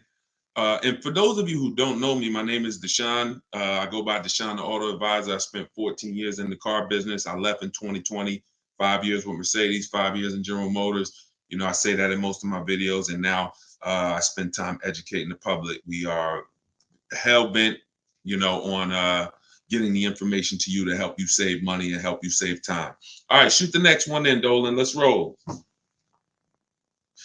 This one is from TikTok. Upside down on my truck, but want to get a smaller one under lease. What can I do? Okay, so you're upside down. So anybody who knows they're upside down, this is called negative equity.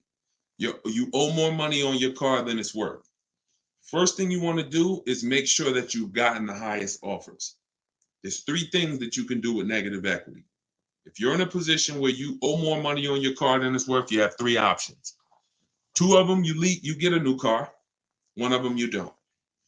This is why I call negative equity the devil to your car deals. It's the bad credit for people with good credit, because in some cases, it can stop you from getting a car. So you want to know how you handle it. First option, best option, is for you to get online bids from the people who pay the most for cars. This is not dealerships. This is why we don't trade cars. Some of you, if you were on the last broadcast, or if you've seen some of the other broadcasts, we do not trade cars, because we don't get what our car is worth in the market on trade. Think about it. When have you ever gotten something? Let's just say you got a water and you're trying to trade a water for a pencil. Neither one of those things is getting maximum value. I'm trading a lawnmower for a bicycle. You don't get the most money by trading. What we do is we go to the online buyers who pay the most money for cars. They cut checks same day, very quick process, and we get bids. You're going to go to CarMax.com, Driveway.com, Carvana.com. I told you you're going to be trying to remember some of this so you can watch the replay, or all of this is in my new book. It can be in your inbox in 3 minutes. You got 30 minutes to get it, 75% off in my bios. You're going to go to Driveway, Auto Nation, Sell My Car, Kelly's Blue Book Instant Cash Offer. We do not use KBB.com. They don't make offers. In fact, they waste time most of the time. They're an advertising site. And we go to Car Guru, Sell My Car. Now, what I love, what's really good about this strategy is you have a wide variety of offers. CarMax, Carvana, and Driveway are independent used car buyers that buy and resell used cars. The other 3 I mentioned are going to connect you with a local dealer so that a local dealer can bid. So you're getting 3 bids from dealers, 3 bids from online buyers. It's diversified offers. Now, once you have that, those offers are going to be higher than whoever you end up buying your car from. If you're using this, what I teach, whoever you buy your new car from or your used car, they won the bid, which means they beat everyone else. They agreed to sell their car lower than anyone else. They're not going to win that bid and then turn around and pay you the most and win the bid on buying your old car. You can't burn the candle from both sides. So we separate our transactions. You need to get those offers because that's going to give you your least negative equity position. Whoever went down, if you can pay the difference, that's what you do. Whoever makes that highest offer, if it's $1,000 less than your negative equity, come up with the 1,000, pay it off. That gives you freedom to do your deal totally clean. And that is the best way. Now, if you can't, your second option is to transfer the negative equity, in which case you're now going to bring that car to the dealer who wins the bid to sell you a car, and you're going to see how much they could offer for it. So you get your offers over there, you still do that, and then you're going to have a conversation with the dealer who wins the bid to sell you a car. Again, you can't expect them to match the highest offer. Well, CarMax beat everybody. Driveway beat everybody. They will offer me 28. Does not matter. That car is not going to be worth 28 to them. And so this is why this is the second best option, and it's the transfer. First option is to take the highest bid, cover the difference, move with no negative equity. Because when you transfer negative equity, you need the dealer you're buying the car from to wrap the negative equity into one deal. I see y'all shooting the likes up on TikTok. Thank you so much. Can y'all also, everybody who shares, can you hit that share button, hit that arrow, and tag one of your friends or invite one of your friends over because they need this information just as much as you do. We all need it. So shout out to the sharers, and please inbox me some ideas of something we can do for our sharers. You guys are really what keeps this community growing. I appreciate you all. So that's the two. Now, one thing you got to think about when transferring negative equity is loan to value ratios. You can't throw $7,000 on top of a car. Let me explain how this works real quick, and then we'll get to the next question. Cue up the next question, Dolan. We'll wrap this one up in probably about 60 seconds. When you buy a $30,000 car, doesn't matter what your credit is, the bank's only going to lend about 20-25% above that car's value, which means this is why you can do no money down deals. No money down deals are not a favor. The bank allows them within the loan to value ratio. So if you're buying a $30,000 car, and let's say you have great credit and you get approved for, good credit, let's say good credit, most people will get approved for 20% above the car's value. So if it's a $30,000 car, the bank will lend another 20%, $6,000. That means you have to put taxes, fee, anything in there. You have $6,000 above the car's purchase price. Now, pay attention. If you don't know how to buy cars below market, some people will pay $30,000 and they won't pay $30,000. They'll pay $33,000. They'll pay $32,000. They overpaid. It doesn't change the value of the car, which means you have a smaller window. So when you're buying below market, you give yourself the best chance to have the most, amount to build in, but it's still capped. So if it's 36, then you can transfer, you can put, you got your purchase price is 30, you got your taxes, you got your fees, which is probably another $1,000, documentation and DMV, and then you might have another $2,000 in there that you can transfer negative equity. If you got 4,000, they're going to tell you, no, we can't approve it because it's above the loan to value. That's when you can't do no money down deals. So those of you who want to do no money down deals, you got no negative equity, no problem. Those of you who want to do, you want to lease, no problem. But if you have too much negative equity, you're going to need to put money down because you're going to blow out the loan to value ratio. If you have a 900 credit score, it doesn't change the fact that the bank has thresholds. So get out of negative equity, stay out of it. If you can't do transfer, then you're going to need to stay in that car and pay down the negative equity a little bit. And you should be transferring to a lease because the cause of I just explained how to get out of it. I didn't explain the cause. The cause is you buy cars, you take out loans, you trade those cars in, and you don't lease. That's really the problem. If that's really the problem. So stay on here. I'm sure we're gonna have a lot of leasing questions. You need to understand what's causing the negative equity so you can start repeating it. All right, shoot the next one in, Dolan. Keep typing your questions, y'all. I'll try to keep the answers quick, but I don't want to discount the answers. I don't want to give you a short version. Let's go. This one's from TikTok. Hi, I have a lease. I have my lease have negative equity. Will that be a problem? You don't have negative equity on a lease. A lease has penalties. That means that what you've agreed to use, you've gone above that. So your mileage, you've gone above that. How many people have had the dealer say to them, come on in, we'll take care of the mileage, we'll take care of your old payments, come on in. How many people have people writing them saying, come on, we'll get you out of your lease early, or emailing you or calling you, don't worry about the mileage. Here's what they're doing. I see, this is very common. So you're not the only one. I told you, many of you are getting the same calls, the same emails, because those are templates. No mileage is ever covered.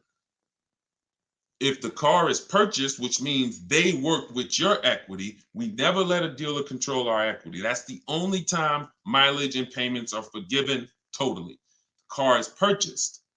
When a car is returned, which is what happens in many cases, they're taking your mileage penalty, and let's say it's 2,500 or that, whatever it is, and they're applying that to your next deal.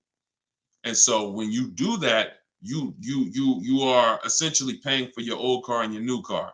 You want to know what it is? We compare three things when we're trying to deal with a lease penalty. And next lease, you got to choose right. I've had a lot of people that will write me or email me and say, Deshone, I drive 15,000 a year, but I signed up for 10. That's so you're gonna ruin, or at least not even ruin, you're gonna hurt your lease experience to save $40 a month. You could have just got the 15 and paid the additional 40 for the usage and enjoyed, but now you wanted to save the $40 and you didn't get enough mileage.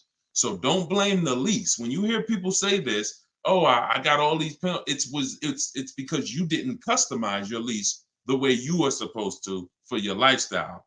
But in this particular case, do your equity assessment. That's the first thing you do. The person who asked this question on TikTok, follow the equity assessment process, call your bank, get the payoff, and then go on those websites that I mentioned who make cash offers.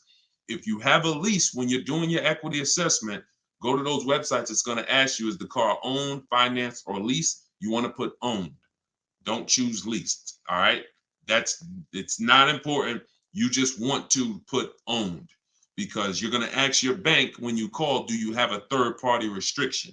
If you do not have a third party restriction, you're with Toyota, you're with Chase, you can sell to the highest bidder, you can sell to anybody.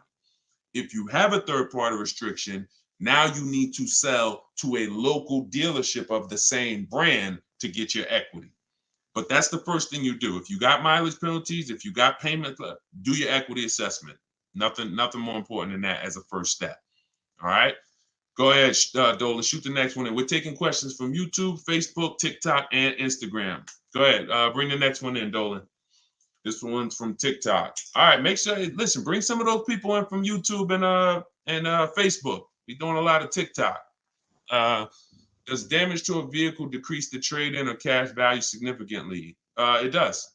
It depends on how significant the damage is. On a lease, they allow wear and tear. So you're expected to have little brush scratches, little dings, little dents. That's normal.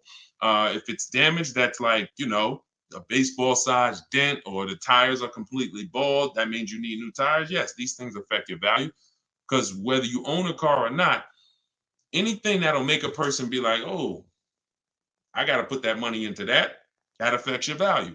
If they look and say, all right, I see the car was keyed on the right side, I got to put money in, that affects your value.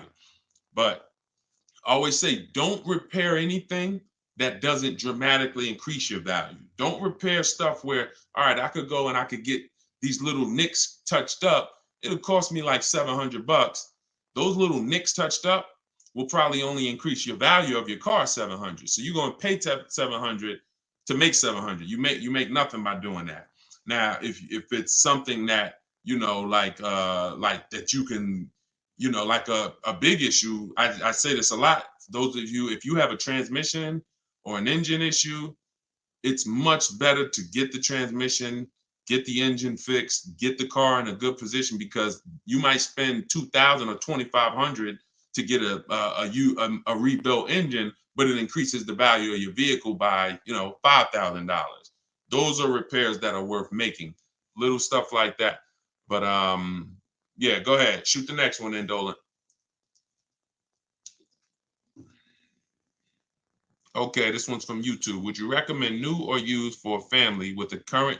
Okay, would you recommend used or new for a family with a current car loan for a car but need a bigger car? Plan to keep both for 8 years plus. Okay, so good. So Brianna knows about the 8-year rule, which is if you're not buying and keeping your cars 8 years, you're losing thousands of dollars not leasing. So she's already said, I'm keeping my car at least 8 years. So great. Here's all right. If you're debating who wants to know whether you should buy new or used, that's this question. That's a budget issue. Now, some of you, when you do your budget, the biggest thing is to get your needs.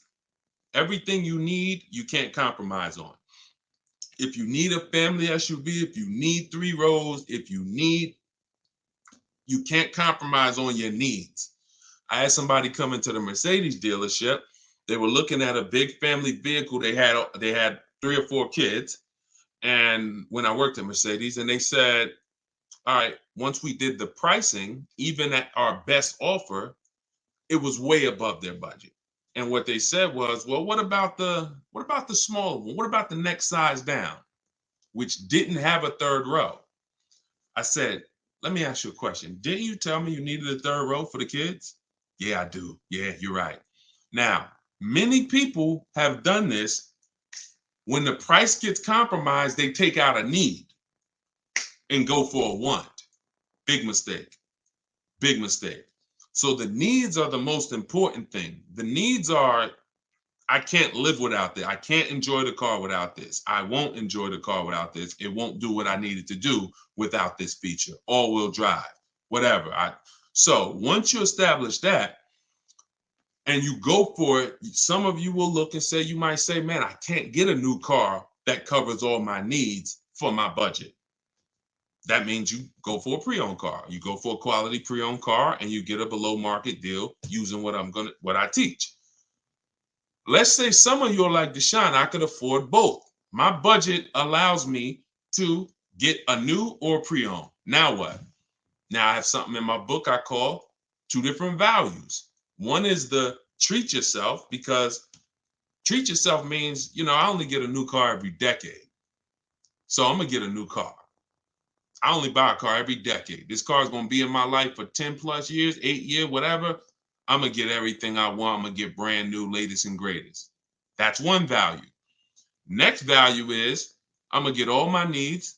A lot of my wants, probably all my wants, get a pre-owned version, not 30, 40% off the price. And that's another value. So that's how it works. It's a budget issue. And if your budget can afford both, then it becomes a values issue. That's it. Okay? I go into all of this. This is exactly what you do. Because there's tons of people who could afford a new car and you just like, oh, should I buy used? I've been hearing people say never buy a new car, but at the end of the day, if you have the budget, you got to remember, if you're keeping the car for the long term, you'll get some of that value back when you sell it in 10 years, in 8 years. So if I pay 20% more because I wanted a new car, I'm going to recoup a percentage of that back. Now, that you're not getting that back if you don't keep it. So if you think, oh, I'm going to get a new one and then I'm going to keep it 5 years, you might be new here. We don't do that. If you're not keeping 8 years, you should be leasing. You're losing tons of money. Tons of money. And we'll be hitting on that throughout the hour. Go ahead, Dolan. Bring the next one in. Great question, Brianna.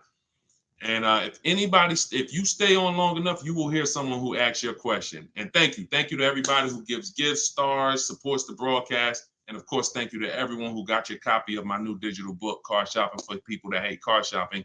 as part of our launch. It's 75% off, and it's my 7-step system for buying cars, leasing cars, new cars, selling leases, getting the banks to getting the best loans. It's all in there in a step-by-step format. It's normally $97, but as part of our official launch, you can get yours for 75% off in my TikTok bio or in my Instagram bio. Click that website and hit that button that says get new book for 75% off. And if you guys are on Instagram, on YouTube and Facebook, I'll post a link for you guys. You can click this one that says deshonsbook.com or scan the QR code with your phone and grab your copy for 75% off. It'll be in your inbox in 5 minutes. Okay, go ahead, Dolan. Bring the next question in. Let's keep them rolling. Great question so far. This one's from Instagram. What percentage discount off MSRP is a great deal? This depends, and I'm gonna show you why. Let me show you why you can never assume what the bottom of the market is for a car. You will lose all the time. So this is Sean. Sean wrote me the other day. Sean uses my stuff. He gets bids. He wrote me the other day and he said, I'm looking for some advice on this deal. He just wanted to make sure he was doing it right. F-150 Lightning XLT, the MSRP is $73,285. Now, got a $49.90 discount from the dealer who won the bid, and the deal and revealed that there was a $15,500 rebate. Now, all the other offer, what I asked him, because that's over a $20,000 savings on this brand new truck. I said, I haven't seen the other offers yet, but I'm assuming you got at least 5. When we shop for new cars and leases, you use my stuff, you want to save the big money, you must get at least 5 offers because 80% are overpriced. So we get at least 5 offers. And I said, you're saving over 20 grand on this with the discount and the rebates. But the only way to know is to compare to the other offer. How do we know we can't save 25? How do you know the rebate's 15.5? I sold 2 Maybachs when I worked for Mercedes-Benz. They both had $20,000 rebates.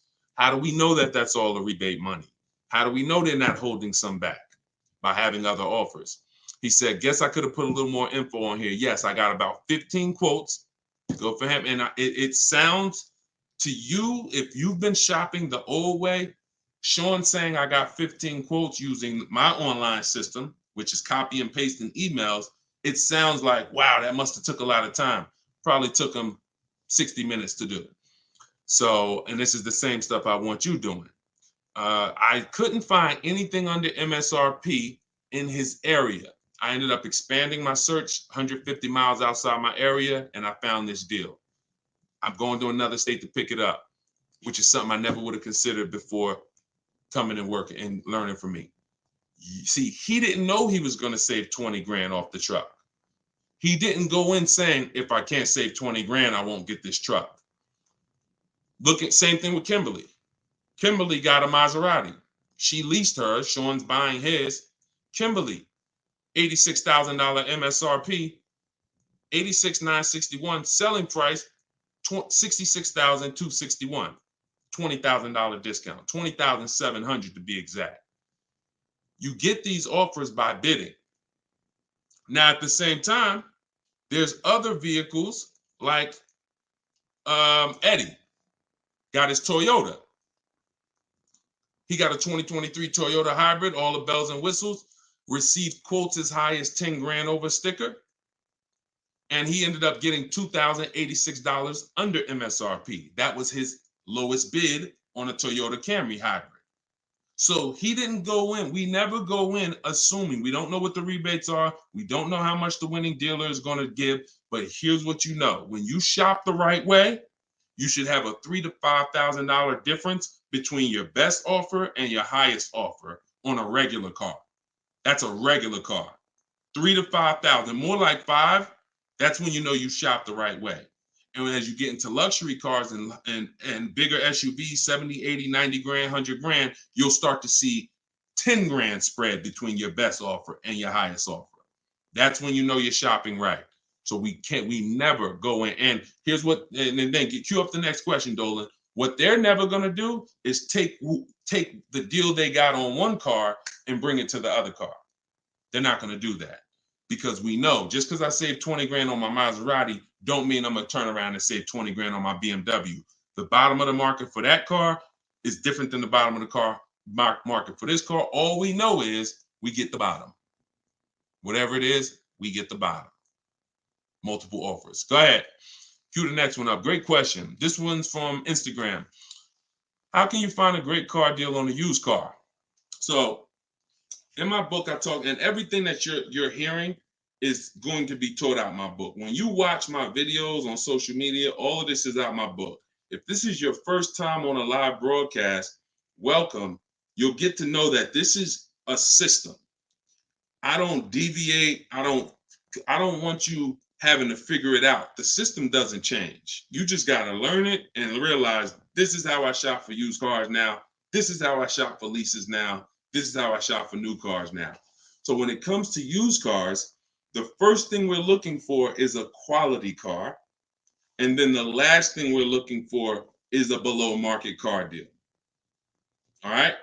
The type below, if you understand that there's only 3 different market prices. Market value, let's call that average. Is average a deal? Does average sound like it's a deal? I want to see everybody's answers. So y'all, I dialogue. So you might as well keep your hands quick, keep your hands next to your keyboard. Okay? I'm not talking at people. I'm not talking at you. I'm dialoguing with you. So keep your hands next to your keyboard. Nothing about market value is a deal. Something that most people are getting, the average price paid, not a deal. Above market, not a deal. That's even worse. The only thing we care about is below market. That's it. So now, our process for looking for a pre-owned car is different than the process of looking for a new car. New car, I call it the 25 to 5. We reach out to 25 dealers online, takes us 20 minutes. We're going to get 5 to 7 offers out of that. Used cars, we use something I call the multiple marketplace strategy. That means when you shop for a used car, who's going to be shopping for a used car either now or in the near future? Type the letter U. This answer's for you guys. If you're going to be shopping for a used car, either now you are or you're going to be shopping for one soon. Okay, so here's how you set this up. You want to look everywhere used cars are online. I compare this to if you were buying something like electronics, like a TV. You wouldn't just walk into a TV store. You would be online. I don't know if there's people that still overpay for TVs, but most people are not going to overpay for a TV. Not now.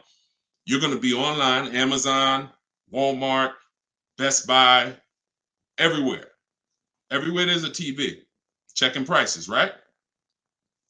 We bring that same thing to used car shopping. Cars.com is different than autotrader.com. That's different than cargurus.com. Yes, some of the inventory is the same, but some of it is different.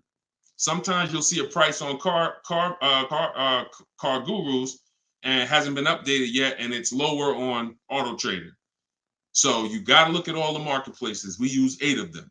We use Car Gurus, AutoTrader, Cars.com, Carfax, Driveway, CarMax, Carvana, eBay Motors. We're looking at all this inventory. And what we do is we look, and the first thing we want to do is sort the prices from lowest to highest, because you can't get a below market deal if you don't know what the market is. Remember what I told y'all about 8 minutes ago? When you are shopping correctly, you should see a $3,000 to $5,000 difference between the best offer and the highest one. That doesn't change. And you might have been here on this side based on how you shop and the way you do things. You might have been either on average or above. The only way to guarantee you're getting below is you need to look at the market. You need to compare other offers, and I bought below. So we sort all those marketplaces, and we do it by low to high, because we need to know where the low side of the market is. Once we have the low side of the market, listen, who shared this? Because this is too good for you to keep to yourself. It really is. I know we in this particular day and age, it's like we gotta realize this is a battle of money, y'all. Your friends and family are right now, some of your friends and family are out there overpaying for cars, buying above market value and at market value, getting no deals, leaving like, oh, did we do okay? No, you didn't. So shout out to the sharers. Appreciate everybody who shares these broadcasts. So once you do low to high, now what you're looking for is to say, okay, low side of the market's about 22, 23. High side is 28, 29. Low side is going to be trash most of the time. Accidents, frame damage, title issues. That's okay. As long as we know where the low side is, we put on alerts so that every bit of new inventory comes to our phone. We get alerted when a new car hits the market, and we're now looking for that car. Now it needs to pass three things. It needs to pass great title history, incredible regular service records. Not even a question.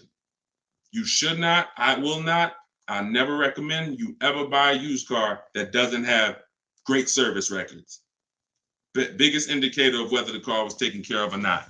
I will not buy an unknown, because when things start happening and you don't know why they're happening, and you look at that Carfax and you see that it's blank, or you see that it's 20,000 miles of gaps, you got no one to blame.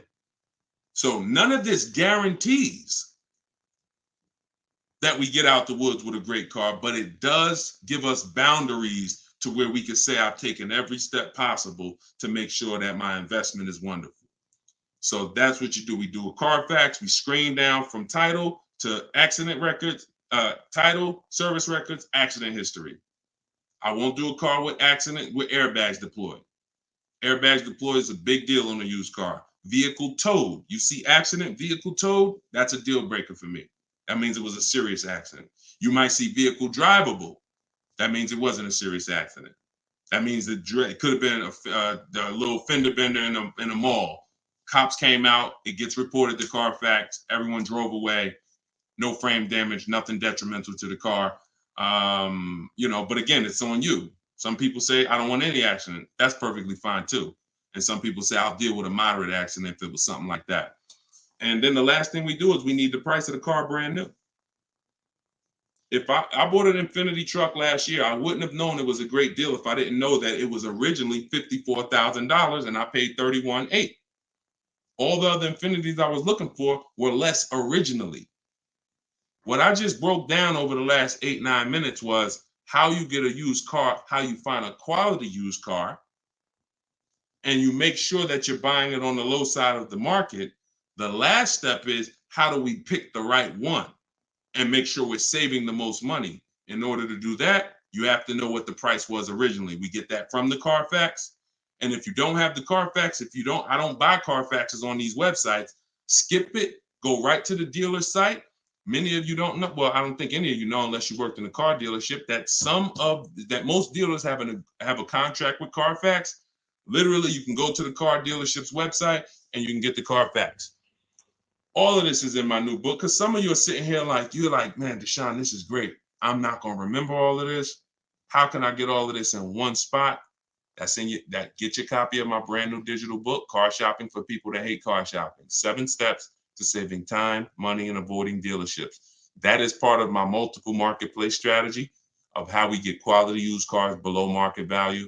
My resources are in there, and you can get your copy for 75% off as part of our launch. Click my tick. Now, you only got 30 minutes. If you visited that site, you saw that timer. Once it gets to 0, price goes back up to $97, which is still a great price. If you missed it, yeah, listen, I missed it, but Deshone, I need this information. But if you get there before the timer, go to my Instagram bio, you get your copy for $24. Okay? This one's from YouTube. What are your thoughts, pros or cons on buying a vehicle in your business name? So there's oh my goodness, who's seen this? It's a lot of information out there, y'all.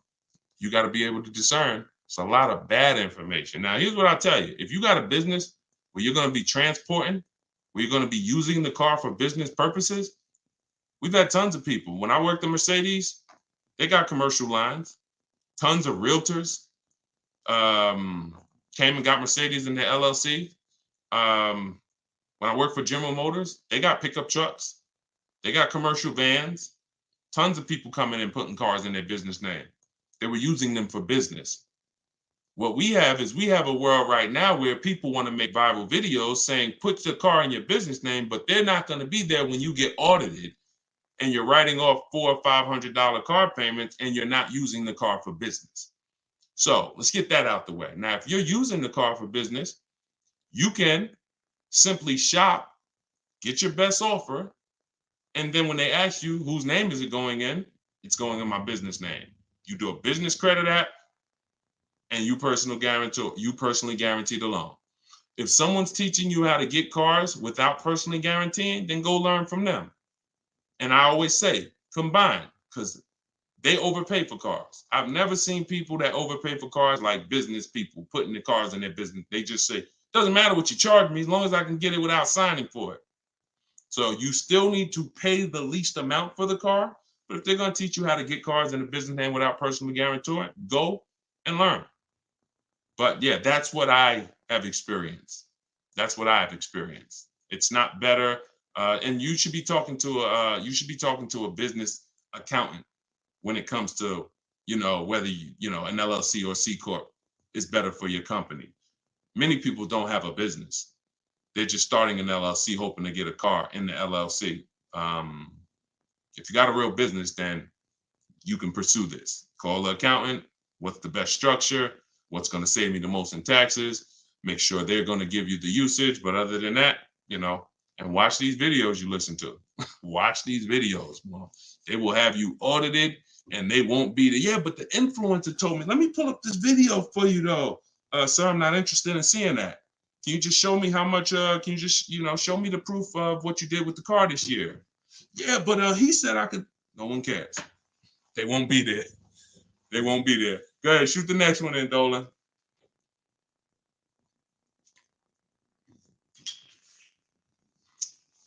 All right, this one's from Facebook. And we're bringing questions from Instagram, Facebook, TikTok, YouTube. We'll try to get through as many as we can in the hour.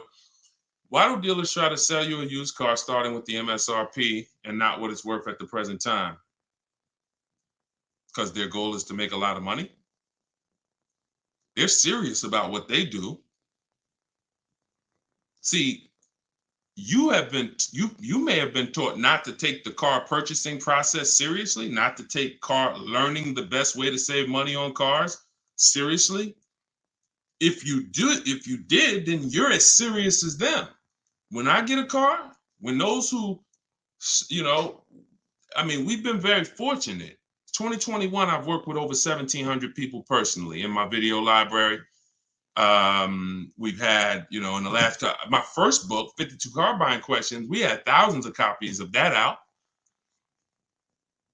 But there's millions of people that buy cars. So we're fortunate that we've been able to help people who know these strategies and use them, but it's still a very small part of the market. But the people who learn from me, you're just as serious about saving the money as someone is about taking your money. You can't get mad when a wolf bites you.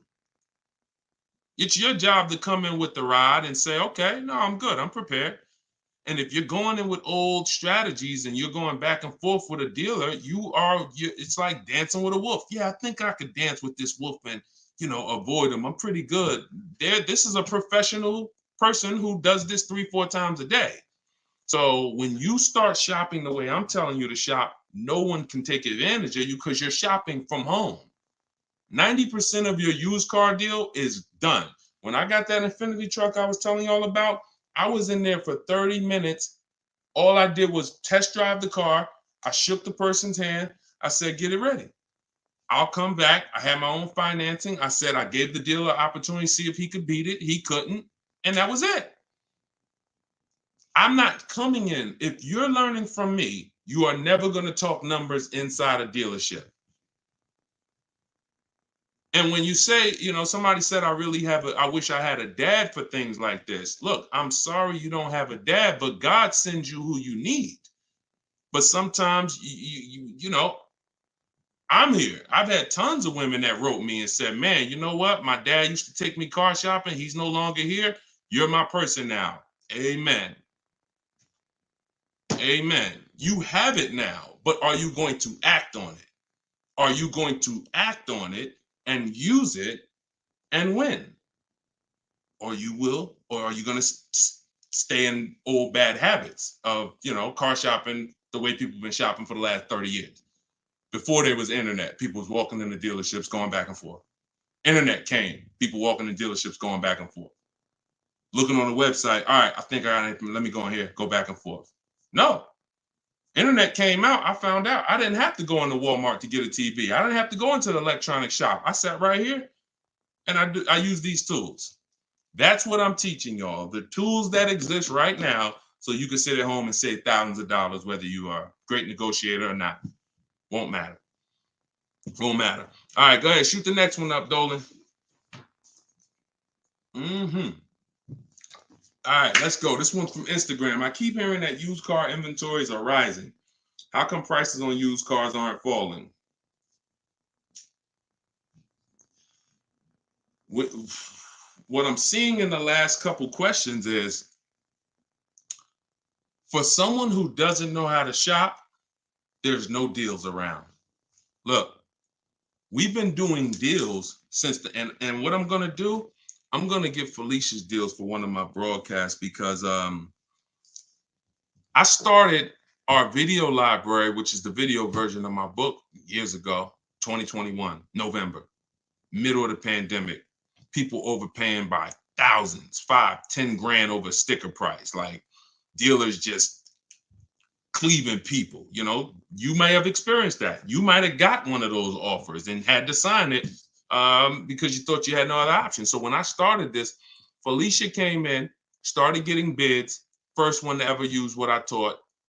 Got a BMW X1, brand new, saved $1,950, January 2022. That showed us deals. We've been making deals ever since. I don't broadcast them a lot, but in my TikTok bios and my Instagram bios, deals ever since. But for the person, if you don't know how to shop, if you're using what I'm telling you, you're going to see deals everywhere, getting bids. You're going to realize 80% of the dealers are overpriced. That's what they're supposed to be. We don't try to change the 80%. We expose the 80% through multiple offers. I don't go in and look at I just told you, we talked about below market, average market, above market. We're not trying to turn the people who sell cars above market and market value into the people who sell below market value. We're not. We're identifying below market offers by looking at multiple options. It's my two favorite words. And the more you learn this, when you use this, because this is not hard. This is 60 to 90-minute car deals. What you've been doing of going in and spending days in dealerships, multiple visits. Let me go back. I'm going to talk to them, see if I can get another $50 off a month. All the deals that you're going to see here, look, this is Charles. Nope. Let me show the used car deal because Yankee fan asked about a used car. Look at this. Pierre just got a Mazda CX-5, saved 20% off the original MSRP 2022. Very big thanks to Deshone, educating and empowering me to control the entire purchasing process. You hear how he talk? Sound like me. Empowering me to control the entire car buying process. Use the perfect budget calculator. That's a calculator I invented that actually you get in my book. It's too much in the book for me to mention. It's a digital book, but everything I teach is in there, as well as calculators that I've invented. It says, really helped me figure out what I could realistically afford. And with the true value percentage calculator, true value is how much I'm getting off the original purchase price. We call that TVP, true value percentage. My Infinity truck, it's 3 years pre-owned, 54,500 brand new. I bought it for 31.8. I got 42%, the true value percentage. These are terms that I created because what we do, it's never existed. So you're not going to hear stuff you've heard because literally I created it and we made it real by thousands of people using it. So he said 20% off MSRP. This is Vincent. Vincent got a 3-year-old Lincoln Corsair. He said, I found a deal at 43% off at a dealership. He said, my target was 30 to 35%. So he went in knowing what the new car prices was on the car. He used our system, the multiple marketplace system, found a deal at 43% off original MSRP. That's how you know you got a great deal on a used car. For those of you who are going to be buying used cars, if you don't know the new price, there's no way for you to determine. And that's how some people got in trouble all through the pandemic. You paying $29,000 for cars that were $30,000 brand new. If you knew true value percentage, you would have looked and said, okay, wait, the car's $30,000 brand new. How are you charging 29? You wouldn't even have been there.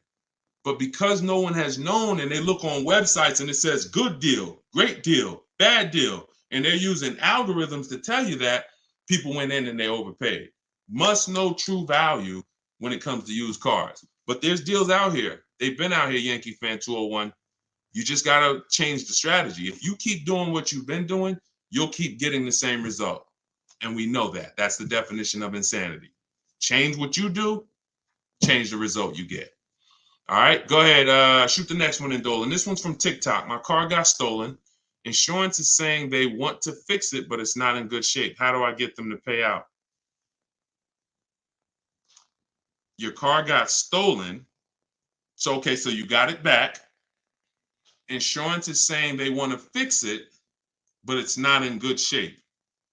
Isn't that the point of them fixing it? I don't really understand. You might have to add some more to that. It's stolen. It's not going to be in good shape if they damaged it when they stole it. Now you're going to put in a claim. That's why you have insurance, so that you can have whatever damage was, and you're paying your deductible. So you're not paying, if it costs $5,000 to fix, you're not paying $5,000, you're paying your deductible, and the insurance is fixing the car.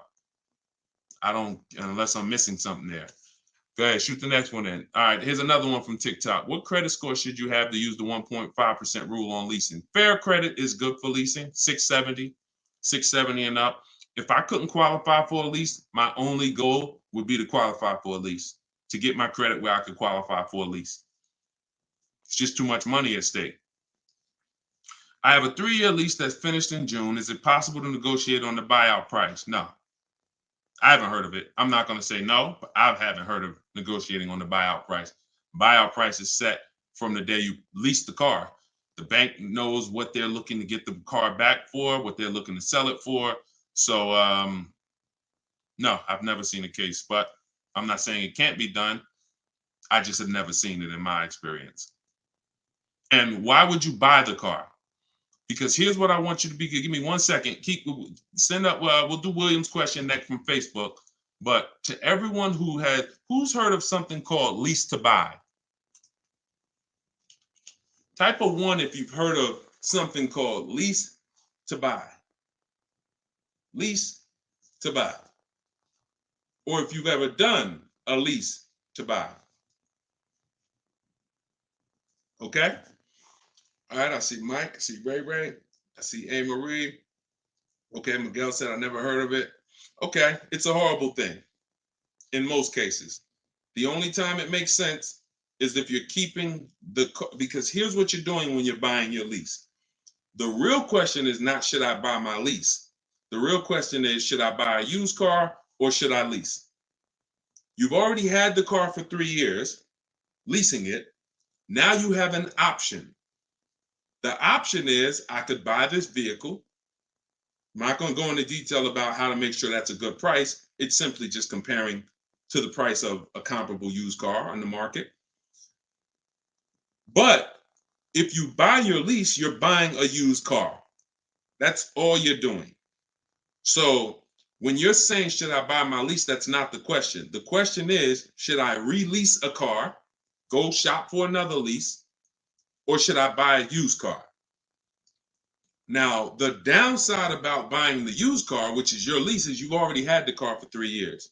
Most people, to afford the lease buyout, you need to take another 6-year loan. So if your lease payment was $400 a month, usually when you buy your lease, to have a around about $400 a month payment, you're going to need a 6-year loan on the balance.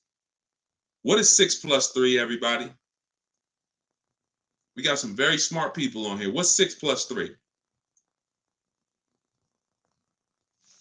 Come on, I told y'all, keep your hands by your keyboard. That's it. 9. Good job. Would anybody in here sign up for a 9-year loan on a car? Same car, signing up to pay for that car for 9 years. Look, bunch of no's. Bunch of no's. Never. That is what many people are signing up for. Now, if you keep it, you can possibly, if you keep it for 11 years, you could possibly get some of that back. It's almost impossible. But when you trade in the car and you sign up, you buy your lease, you already paid for 3 years, you sign up for another 6-year loan and you trade it, because most times you get tired of the car. You're like, man, all right, I've been in this car for 5 years. I had people walk in the dealership. This was what they did. Been in the car for 5-6 years. Said, you know what, man? All right, it's time. I find out that they bought the lease out. They still owe a ton of money on it because there's still 3-4 years of payments left. You've been in the car for 5 years and you're like, man, all right, let me go replace it. Hey, you still owe $20,000. You still owe $8,000. Oh, Dad. Buying your lease out is one of the worst things that you can possibly do because it's just agreeing to too many payments on the same car, unless you just plan on keeping the car for 8 years. If you say, rare case, and cue up the next question, Dolan, you can put it up now. It's my last sentence. If you say, Deshone, I leased the car. I just fell in love with that car. I want to keep that thing until the wheels fall off. I'm going to keep it, and I'm going to just have it for the next 10 years. Then buy the car. You fell in love with it and you're like, man, I want this car for the next 10, 12 years, then you can buy the lease. If it ain't that, it's one of the worst things you could possibly do. All right, William from Facebook said, I've been looking at a brand new 2023 Lincoln Aviator. It's been on a lot for months. You already lost me. Let me tell you why. We don't identify one car. If that dealership's at an 80% dealer, there's no way that we could get great deals on it. We don't identify, we don't lock in. Cars are cookie cutter. Cars are cookie cutter. That means whatever that car is, there's several of them around. There's no unique cars. This is an assembly line. Bloop, bloop, thousands coming into the Northeast, going into the Southeast, going into the Midwest, thousands. So when you look at a car, you have to see that like I see it. New car, used car, doesn't matter. There are hundreds of this car out there.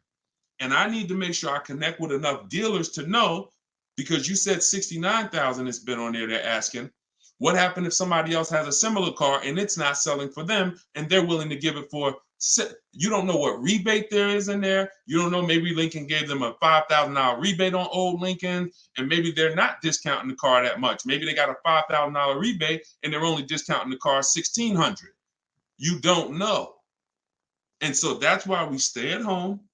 New cars, leases, we get multiple offers. You could do it my way, which is in my book. It's called Car Shopping for People That Hate Car Shopping. It's a digital book. Be in your inbox. You can not talk, and you can use my email scripts and templates. We connect with 25 dealers online in 20 minutes. We're going to get 5 to 7 offers. Or you could do it your way, and which is a manual way. It's not even your way. It's a manual way. And you can call several dealers. I would ask for the sales manager, and you try to get 5 quotes. Either way, you need to get at least 5 offers, because you have no idea what the best offer is. You saw it. We talked about this about 20 minutes ago. I showed you how much money Sean saved. I showed you how much money Kimberly saved. They saved 20 grand. If they would have got excited about 10 grand, very important. If they would have looked at an offer and said, Dad, this deal is taking 10 grand off of me. Man, this sounds too good, man. I got to sign this. They never would have got 20. You can't assume what the bottom is for a vehicle. That only comes through multiple offers. Everybody clear? If everybody's clear on that, type clear. If you're clear on that, this is for new cars and leases. The way we shop for new cars and leases is to reach out and get at least 5 offers. Once you do that, because you're never going to see how much money is on the line until you do this. Once you start doing this, I had somebody email me, said, man, Deshone, I just started doing this. I made a couple phone calls. I got $3 grand better than my first offer. I said, see what I'm telling you? See, multiple offers is how we buy everything. All I'm teaching you to do is buy cars the same way you buy everything else, the same way we buy every other product. And if you notice, the way you've been buying cars is not the way you buy anything else. You don't walk into stores and say, hey, come on.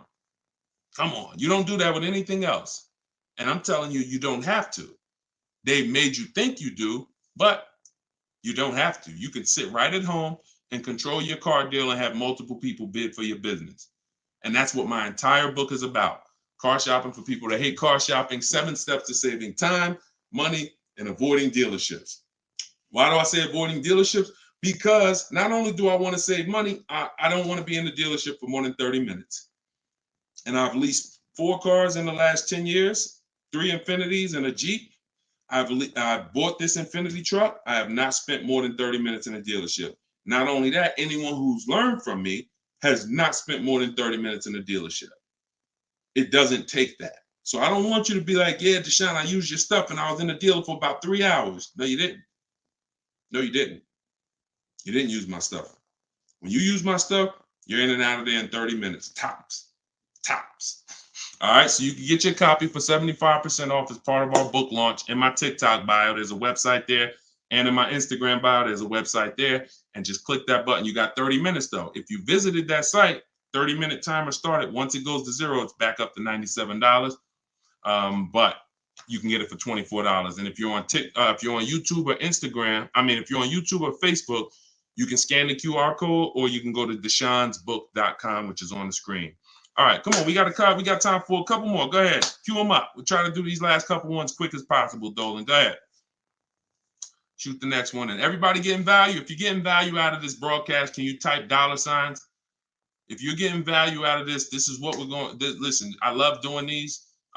Make sure when you talk to your coworkers, you tune in. Make sure you learn this stuff. This stuff is worth thousands to you. Nothing that I talk about will ever be hundreds. I'm not telling you to none of this is hundreds per month.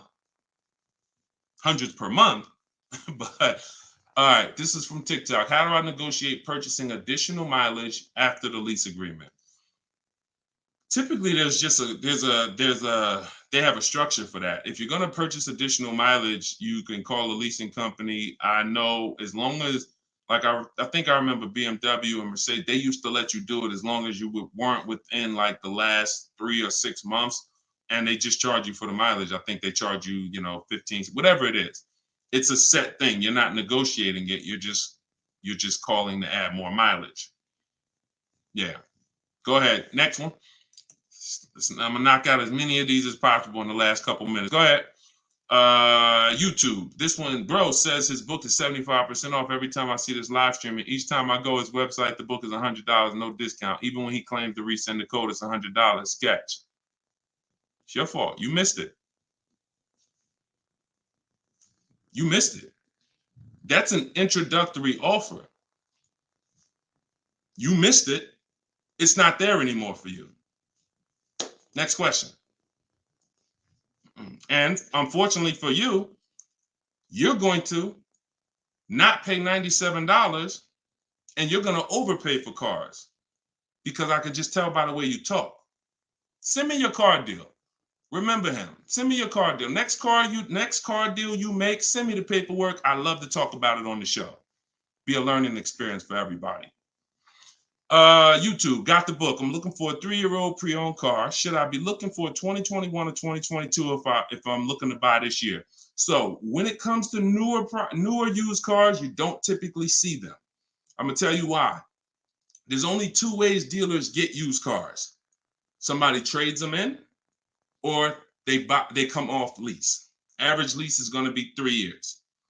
So you're not going to see many 2-year-old cars because not many people buy their car and go trade them in 2 years. Not if they're financially wise. You don't want to do that. So you typically have a harder time finding a 2-year-old pre-owned car than you do a 3-year-old pre-owned car. Now, in the case of I would still look. I'd look at a 2-year-old, see what you got, and if you can find something that is within the budget, 2 years old, then I would do that. I don't go older until I see that I can't find anything in the budget, and then I'll go older by 1 year, or I might include and start out looking at 12,000 per year average miles driven. You don't want to start expanding mileage or expanding going back older in years unless you have to. And each time you go back, you should see more inventory. You can start for the 2022.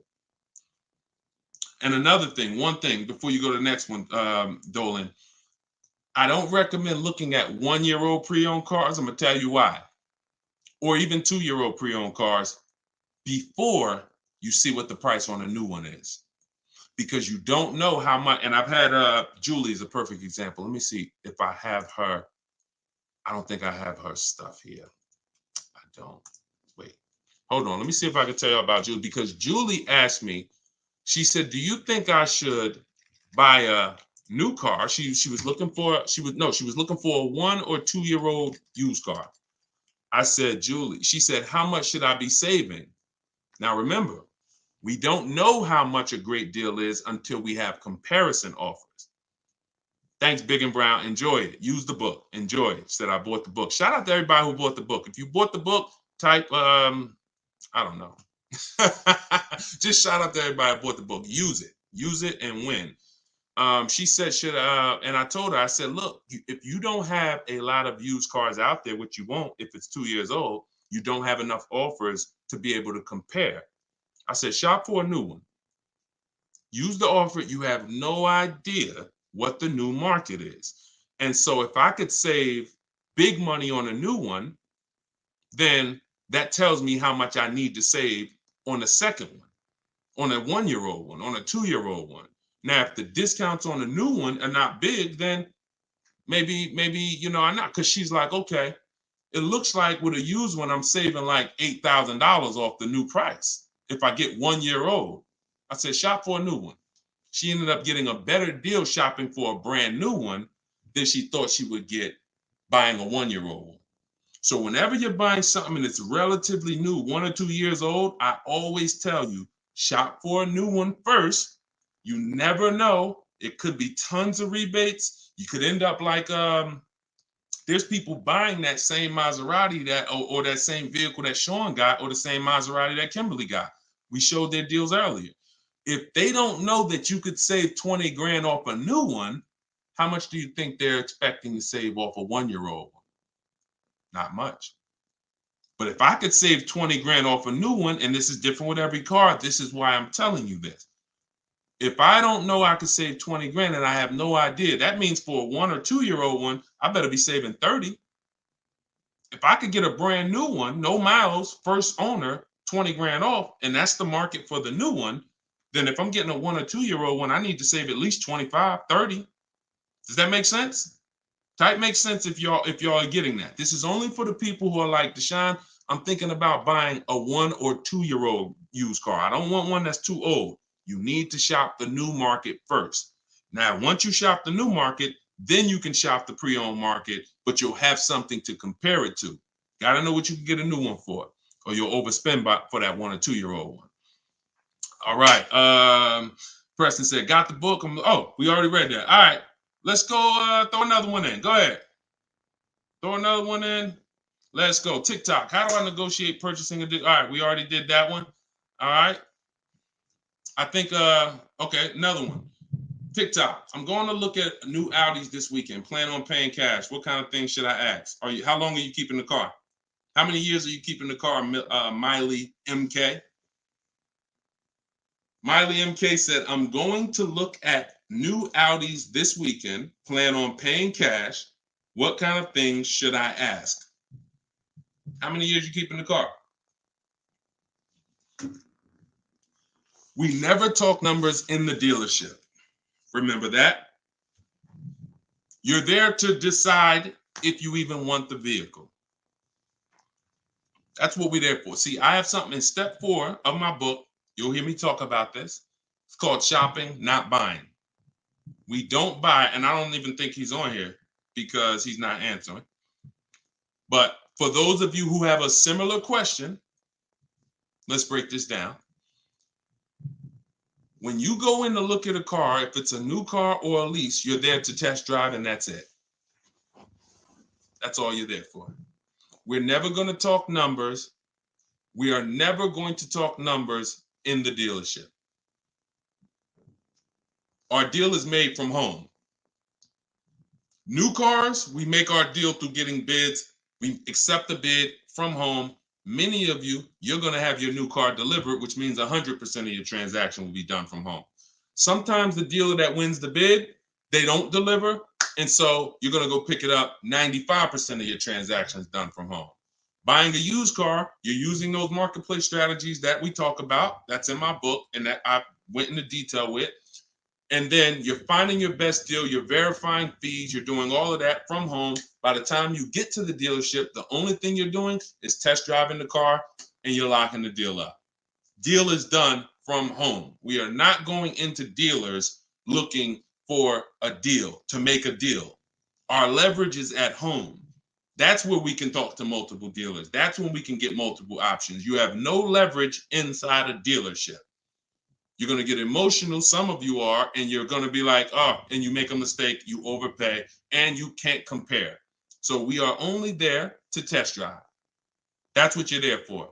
Go drive the car, see if you like the car. If you do, get a card, come home, get offers from home. That's it. And when you do this, you'll start enjoying the process.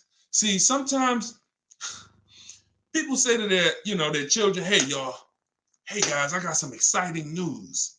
This weekend, you know what we're gonna do? What, Daddy? We're gonna go out and we're gonna look at cars. You know, we need a new car, and we're gonna go, and I got 3 cars. We're gonna go and we're gonna test drive this one. I want y'all to see in it, make sure y'all feel good in it, and then we're gonna go drive this one, then we're gonna go drive this one, and then we'll come home, we'll talk about it. Oh, that sounds like fun. Oh, that's great. That's great. Now you go there, you're test driving, sticking to the plan until Dad gets looped in. Hey, you know, we got incredible deals today. You know, today is our big sale for the month. Oh, really? What kind of sale? Well, the owner said, you know, we're way behind our goals. So he basically told us this morning, anybody who comes in today, like, we're not turning away any reasonable offer. Oh, wow. Okay.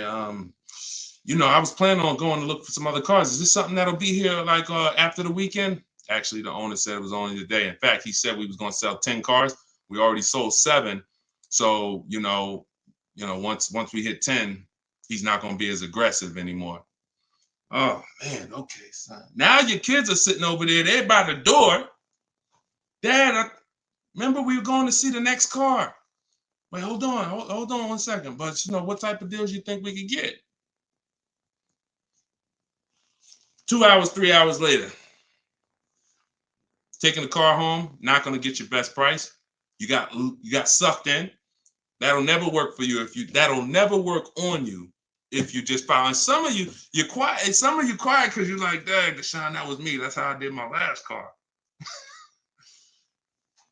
With better strategies, you get better results. What I want you to understand is that the old way you've been taught to shop, I want you to completely unlearn that. Scrap it, throw it out the window. There's no guesswork when you're using what I'm telling you. It's going to be a much better experience. You're going to save much more money, and you're going to have price assurance. You're not going to leave with your car. Look, Ray said that was me, my last 3 leases. So that's called discounting the purchase price. That's called discounting your shopping experience. You're about to make a $20,000, $50,000, $100,000 transaction, some of you. You should not be discounting your shopping experience. Shopping is deciding what you want. That's your test drive. That's looking at options. That's, but we're in and out for 20, 25 minutes and we enjoy it. We do not let anybody talk numbers over at a dealership. If you stick to that rule, you'll enjoy it. They'll be trying to catch you. You'll be dodging them like Floyd Mayweather. Say what you want to say about Floyd, man. He can dodge and dance. They'll be like, man, can you just sit down? No, I mean, can I get you 5 minutes? 5 minutes. No, actually, I'm in the car already. Honey, start the car. Hey, but I appreciate your service. Hey, can I get your car? Because if we do like this, we'll reach out to you. So we'll reach out to you and give you a shot. Okay, you sure, man? We got great deals. Just no problem. Don't believe the games, y'all. So unlearn it. All of this is in my book. I want you to use this process. It's normally $97, but as part of our new release, it's 75% off.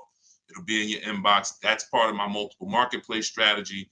This is when you're in control. This is when no one can force you. You don't have anything to think about because you're not talking. Everything's done by email. So you can have my book, your copy, in your inbox, in my TikTok bio, in my Instagram bio, 75% off for 30 minutes. Get your copy for $24 and use this stuff. All right, Jack said, I got the book. Wonderful. Good. Does the book give you a one-on-one phone call with you too for $24? Absolutely not. And I don't do one-on-one phone calls with anybody. No disrespect.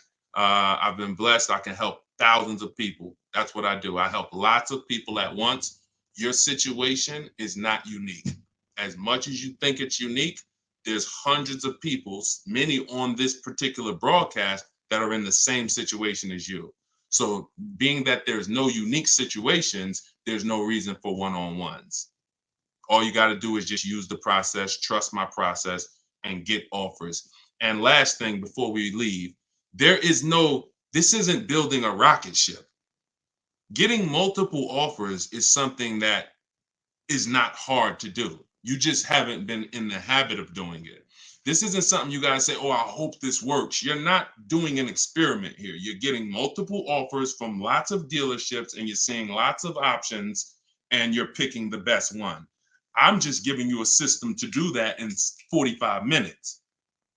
See what I'm saying? So this isn't like, oh, okay, all right, I hope I don't fail a test. I'm going to school and then I got to learn this stuff and then I got to take a test and I hope I don't fail. No, this is literally multiple offers.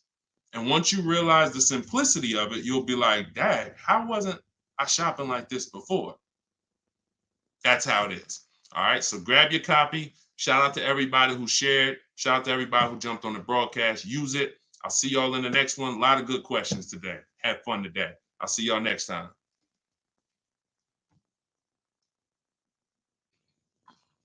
Let's go. Welcome, everybody. We're calling this Car Shopping Secrets, and we're going to call this the warm-up because we have a great show prepared for you guys where we're going to be actually doing two experiences. One is going to be this live experience.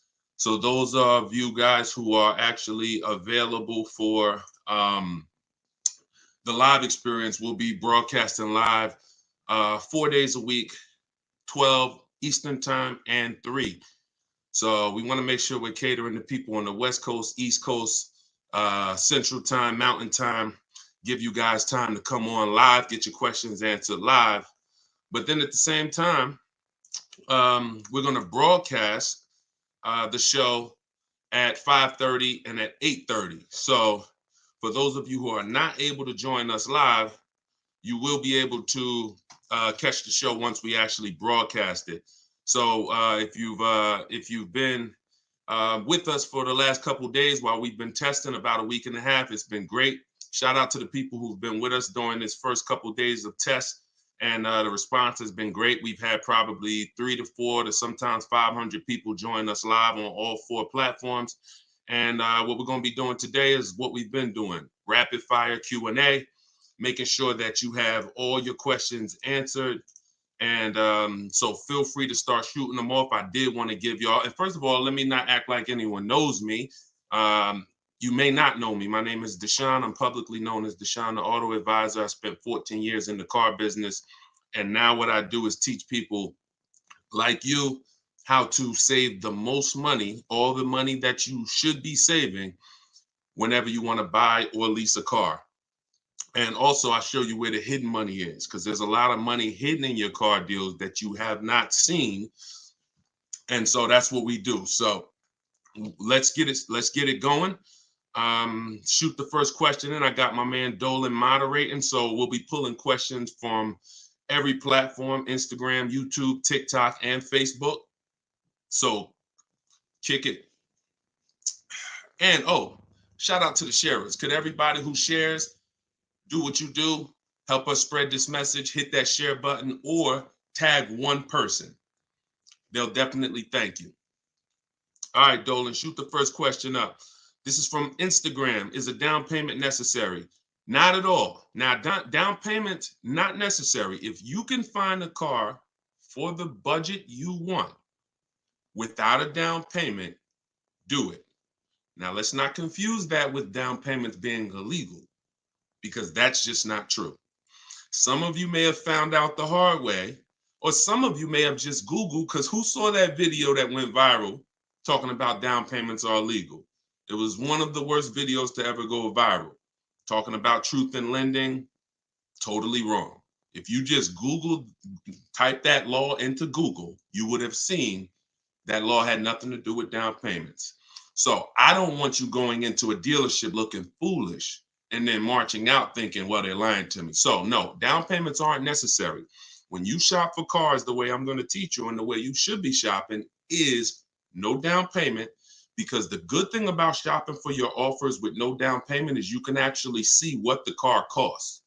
You can actually see what the car costs when you're not putting money into the deal. Sometimes they confuse you, or you can get confused thinking you're getting a deal because you're putting money into the deal and you're not really seeing it. You're like, oh, my payment's only $400 a month, and you're not seeing the overall. So whenever we shop our leases, we always shop our lease offers with no down payment. And whenever we're not leasing, if we're purchasing, we are always doing our own budgeting between the bank, not between the dealer. The dealer's job is to win the bid and sell us this car because they beat all their competition. Our job is to do our budgeting on our own, separate from the dealer. All right, go ahead, Dolan, shoot them up. Oh, for everybody who just jumped on, if you don't know, my new digital book, Car Shopping for People That Hate Car Shopping, is officially available. It is available at 75% off for our launch. It's normally $97, but you can get a copy of it. Everything I teach is in that book. Everything you see in my videos on social media is in that book. But the thing about it is it's all in one place and it's step by step. So you don't have to worry about guesswork. All the guesswork is taken out. So if you want your copy, it's 75% off for the next 30 minutes while you're on this broadcast. Click the link in my TikTok bio, or click the link in my Instagram bio, or you can go to deshonesbook.com or scan the QR code. Go ahead, Dolan, shoot the next question up. Everybody type your questions. We'll get to everybody. Well, we'll get to as many as possible. I don't want to say we get to everybody. And someone else is going to ask you a question. I guarantee it if you just stay on long enough. Can I return my lease early? You can't. This is from TikTok. You can't without paying a penalty. You can't because you've contracted for 36 months, 39 months. Hopefully you've never did a 4-year lease, but you've contracted and you have payments due. So if you go drop off that lease, you're going to have a payment. You're going to get billed for all of those payments. The only thing you can do is you could do what I call an equity assessment. We talk about this in my book. My book is 7 steps, and some of you have seen this video. I posted tons of videos about the equity assessment. What it is you're finding out how much you owe, and then you're finding out how much what your best offer is on that car. And that's not an offer from a dealership. That's an offer from people who pay cash for cars and typically pay more than you'd get if you traded. These are CarMax, Carvana, Driveway, AutoNation, Car Guru, Sell My Car, and you could throw. There's one more. You could throw. We like to get at least 6 offers. Kelly's Blue Book instant cash offer. So anybody who's thinking, I want to try to get out of my car early, the only way you can get out without losing a ton of money is you must know your equity position. If you can break even, you can get out of that vehicle anytime you want. If you can make a profit, even better. All right, go ahead, Dolan. This is from Instagram. Hi, I don't have a trade-in and I'm a cash buyer. I want to buy, not lease. What's the best strategy to get a good deal? Okay, so you're gonna skip from step one, step two. All right, so let's determine what your budget is. Your budget's gonna who's ever wondered, should I purchase new or used? If you've ever wondered, should I purchase new or used, type me in the comments. I'm gonna tell you the biggest indicator for somebody like this who this question's from Instagram. Biggest indicator is budget. Now, there's two types of people. If you could afford a new car that has everything you need in it, and you can get it new, then we'll go that route. And what your best way to get a great deal on a new car is to get multiple offers. You must get 5 because 80% of dealers are overpriced. The only way you're going to see that is when you're at home, or when I'm not going to recommend you be there, because you're going to say, Deshone, how can I get 5 offers? You can't if you're in dealerships. If you're just driving from dealer to dealer, that's ineffective. You could either do it, I'm going to give you a manual way to do it, and then my way is the totally at home using the internet. Manually, you'd go into one dealer, you'd get an offer, you'd come home, and then you reach out to as many dealerships as necessary to get 5 offers. And I would go direct to the sales manager. I would call the dealership, ask for a sales manager, and try to cut through the garbage. I wouldn't be talking to salespeople. In fact, what you're going to find is if you use what I'm teaching, you'll probably never talk to a salesperson about numbers. Definitely not verbally. Now, my way, what I do is I have something in my book called the 25 to 5 strategy. And what we do is we connect with 25 dealers online. We typically see that out of 25 dealers, we do this in 20 minutes because we're copying and pasting. Very simple. Once you let 25 dealers know what you're looking for, about 10 to 12 will probably have a car. And then out of that 10 to 12, you can probably get 5 to 7 offers. And one of those offers is going to blow all the other offers away. And that's how you buy your vehicle 100% from home, or either 90% if you're going to go pick it up. Now, if your budget doesn't, some people say, Deshone, well, what if I don't want a new car? If you can afford both, it's really a matter of, do you want to treat yourself or do you want to go major value? Major value might be, all right, I'll go pre-owned. Now, if you can't afford new because you're paying cash, you can't get everything you want in a new car. Paying cash, you got to go pre-owned it. And in which case, you're going to the marketplaces and you're going to find your car there. We have 3 things we use to narrow down. Anybody who's shopping for a used car, type you in the comments. 3 things you want to remember in the narrowing down process. First thing is title history. Second thing is service records. Third thing is accident history. That's how you narrow down from a bunch of cars to your top 3 to 5. And once you get that top 3 to 5, you need to get the window sticker. I teach a secret strategy that only people who learn from me know, where if we can't get the Carfax on the marketplace, we go to the dealer's website to get the Carfax, because we want to see what that vehicle, we want to get that Carfax. We can't use auto check because unfortunately auto check doesn't show the service records. So that's the 3-step narrowing down process. Once we narrow it down to our top choices, then we're going to get the window sticker to see what the original price was. And then we make sure there's no bogus fees. So all in all, it's a 5-step process to narrowing down and getting our best used car in the market. Because the name of the game, who knows, when it comes to market value, what are we concerned about? Who knows? If you've been on the broadcast, when it comes to market value, what is always our goal? Whether we're buying, leasing, whether we're buying new, buying used, what is our goal when it comes to market value? See if anybody knows. Let's see. I give people some time. I'll give you 5 seconds and then I'm going to tell everybody. Let me see. Okay. Below market value. So I never want, you got it, Kim, very close, under market value. That's it. So I don't ever want you to think about or have these conversations with people when we're talking about market value. That's not interesting to us. What's interesting to us is making sure we're buying below market. Okay, that's the only thing. Okay, go ahead, Dolan, shoot the next question. For everybody who just jumped on, could you please tag one person. If you're in the sharing, if you're in the financial literacy, appreciate you. They will thank you. And they'll also be mad at you if they find out that you've been listening to me, using this stuff, saving all this money, and you didn't tell them. You don't want that. So tag one person. All right, this is from TikTok. What do you think about buying from Tesla? Tesla takes the negotiation out of it for the price of the car. If you do you always, before you think about buying any car, y'all realize there's some bad cars out there. You need to make sure that you're doing your initial quality check. We go to Google, we type in the year, the make, the model, initial quality. We scan that first page. Initial quality is the first 90 days of the vehicle's life. If there's any problems, if owners are complaining, if the data is showing that it's a bad car, there's electrical problems, you'll typically see it there.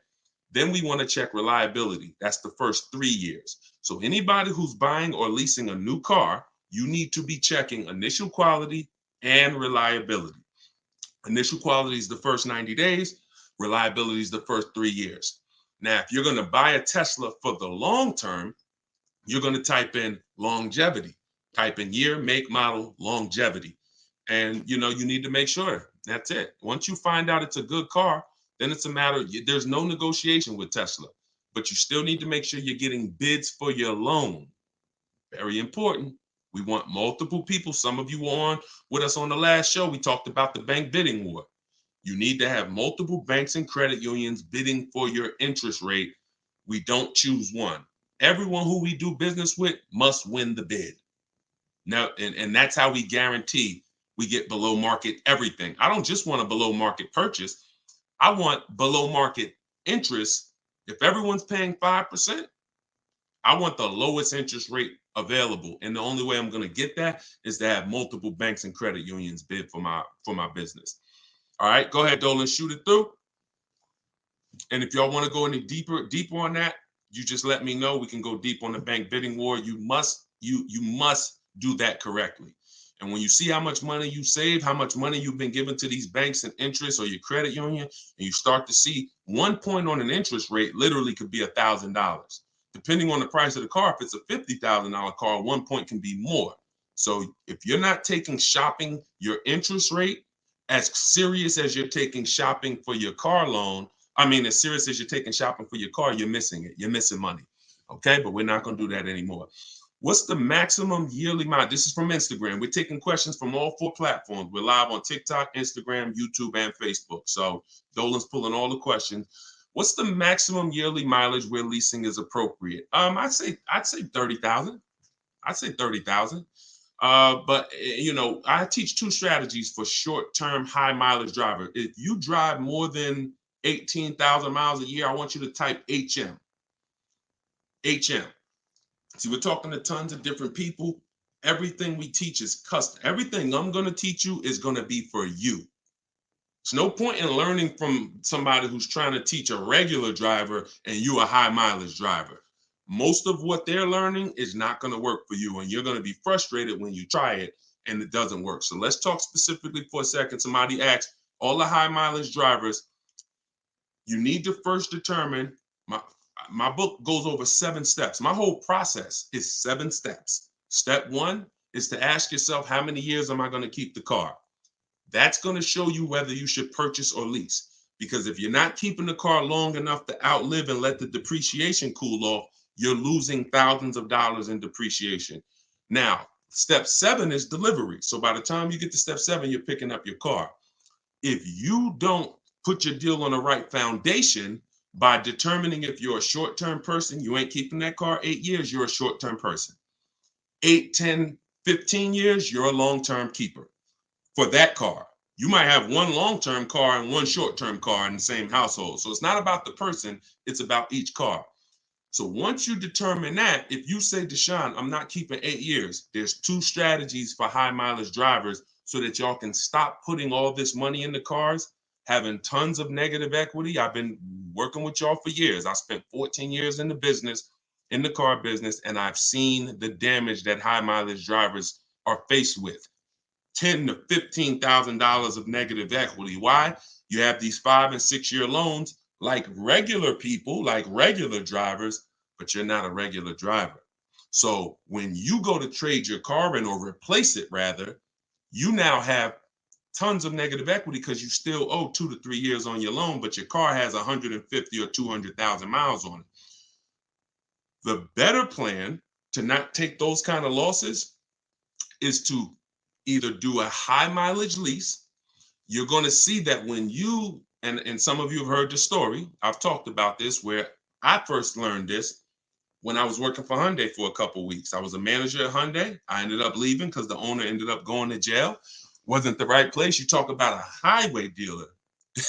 I've worked for a highway dealer, but this was like highway in every sense of the word, like, so, hence the owner ended up going to jail. When the owner of the dealership gets indicted, so but I witnessed this high mileage lease customer. He was returning his lease. Prior to that, I didn't even understand high mileage leases. So he was dropping off his car, almost 75,000 miles. He said, listen, Deshone, I've been doing this for years. I'm like, this is amazing to me. He said, this is what I pay. I pay a little extra per month to get 25,000 miles a year. Every time I come in, I drop it off. And I was like, wow, I got to tell everybody I know about this because it was way less money invested than had he purchased that Hyundai and just took a loan on it, or even paid cash and just depreciated the heck out of it and brought it back with 75,000. So you could do a high mileage lease. That's one strategy I teach. But you need to shop for your lease with standard. No matter what you shop for, I don't care if you're driving 15, 18, 10,000 miles per year, 25,000 miles per year, you always shop with 12. Because when you shop your offers with 12, you can now judge the offers. Your goal is to find the dealer that's going to win the bid. They're going to beat everybody else. And then you have that dealer adjust the mileage because you've identified the honest dealer. You have them adjust it to 25 or 30 or whatever you need. And then you make your choice. I've had tons of people who switched this model. And what it allowed them to do is actually see how much their car was costing. You don't know how much you're losing until you do this. When you do this and you're like, wow, I only pay this. It's powerful to know how much money is coming out of your bank account every year or every 3 years for your car. High mileage lease is one option. Now here's the second option. Second option is for people who are like Deshone. I kind of want to have a nice car though. I don't want to necessarily, some people say, Deshone, I put tons of mileage on my car and I want to get me something nice now. What should I do? This is the second strategy. This is also in my book. I call this 2 cars, 1 payment.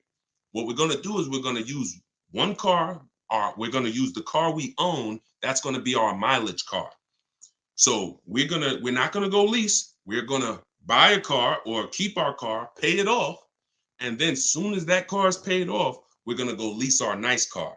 And we're going to split the mileage between the two. So I might do 15,000 a year on my mileage car, and I might do a lease for 12,000 and keep my payment manageable. So I got 1 payment, but I could drive as much as I want. I do my nice car a couple days a week.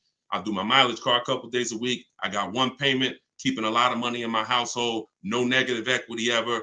Both of those plans for the short-term high mileage driver are absolutely wonderful. You just choose which one you work. Okay.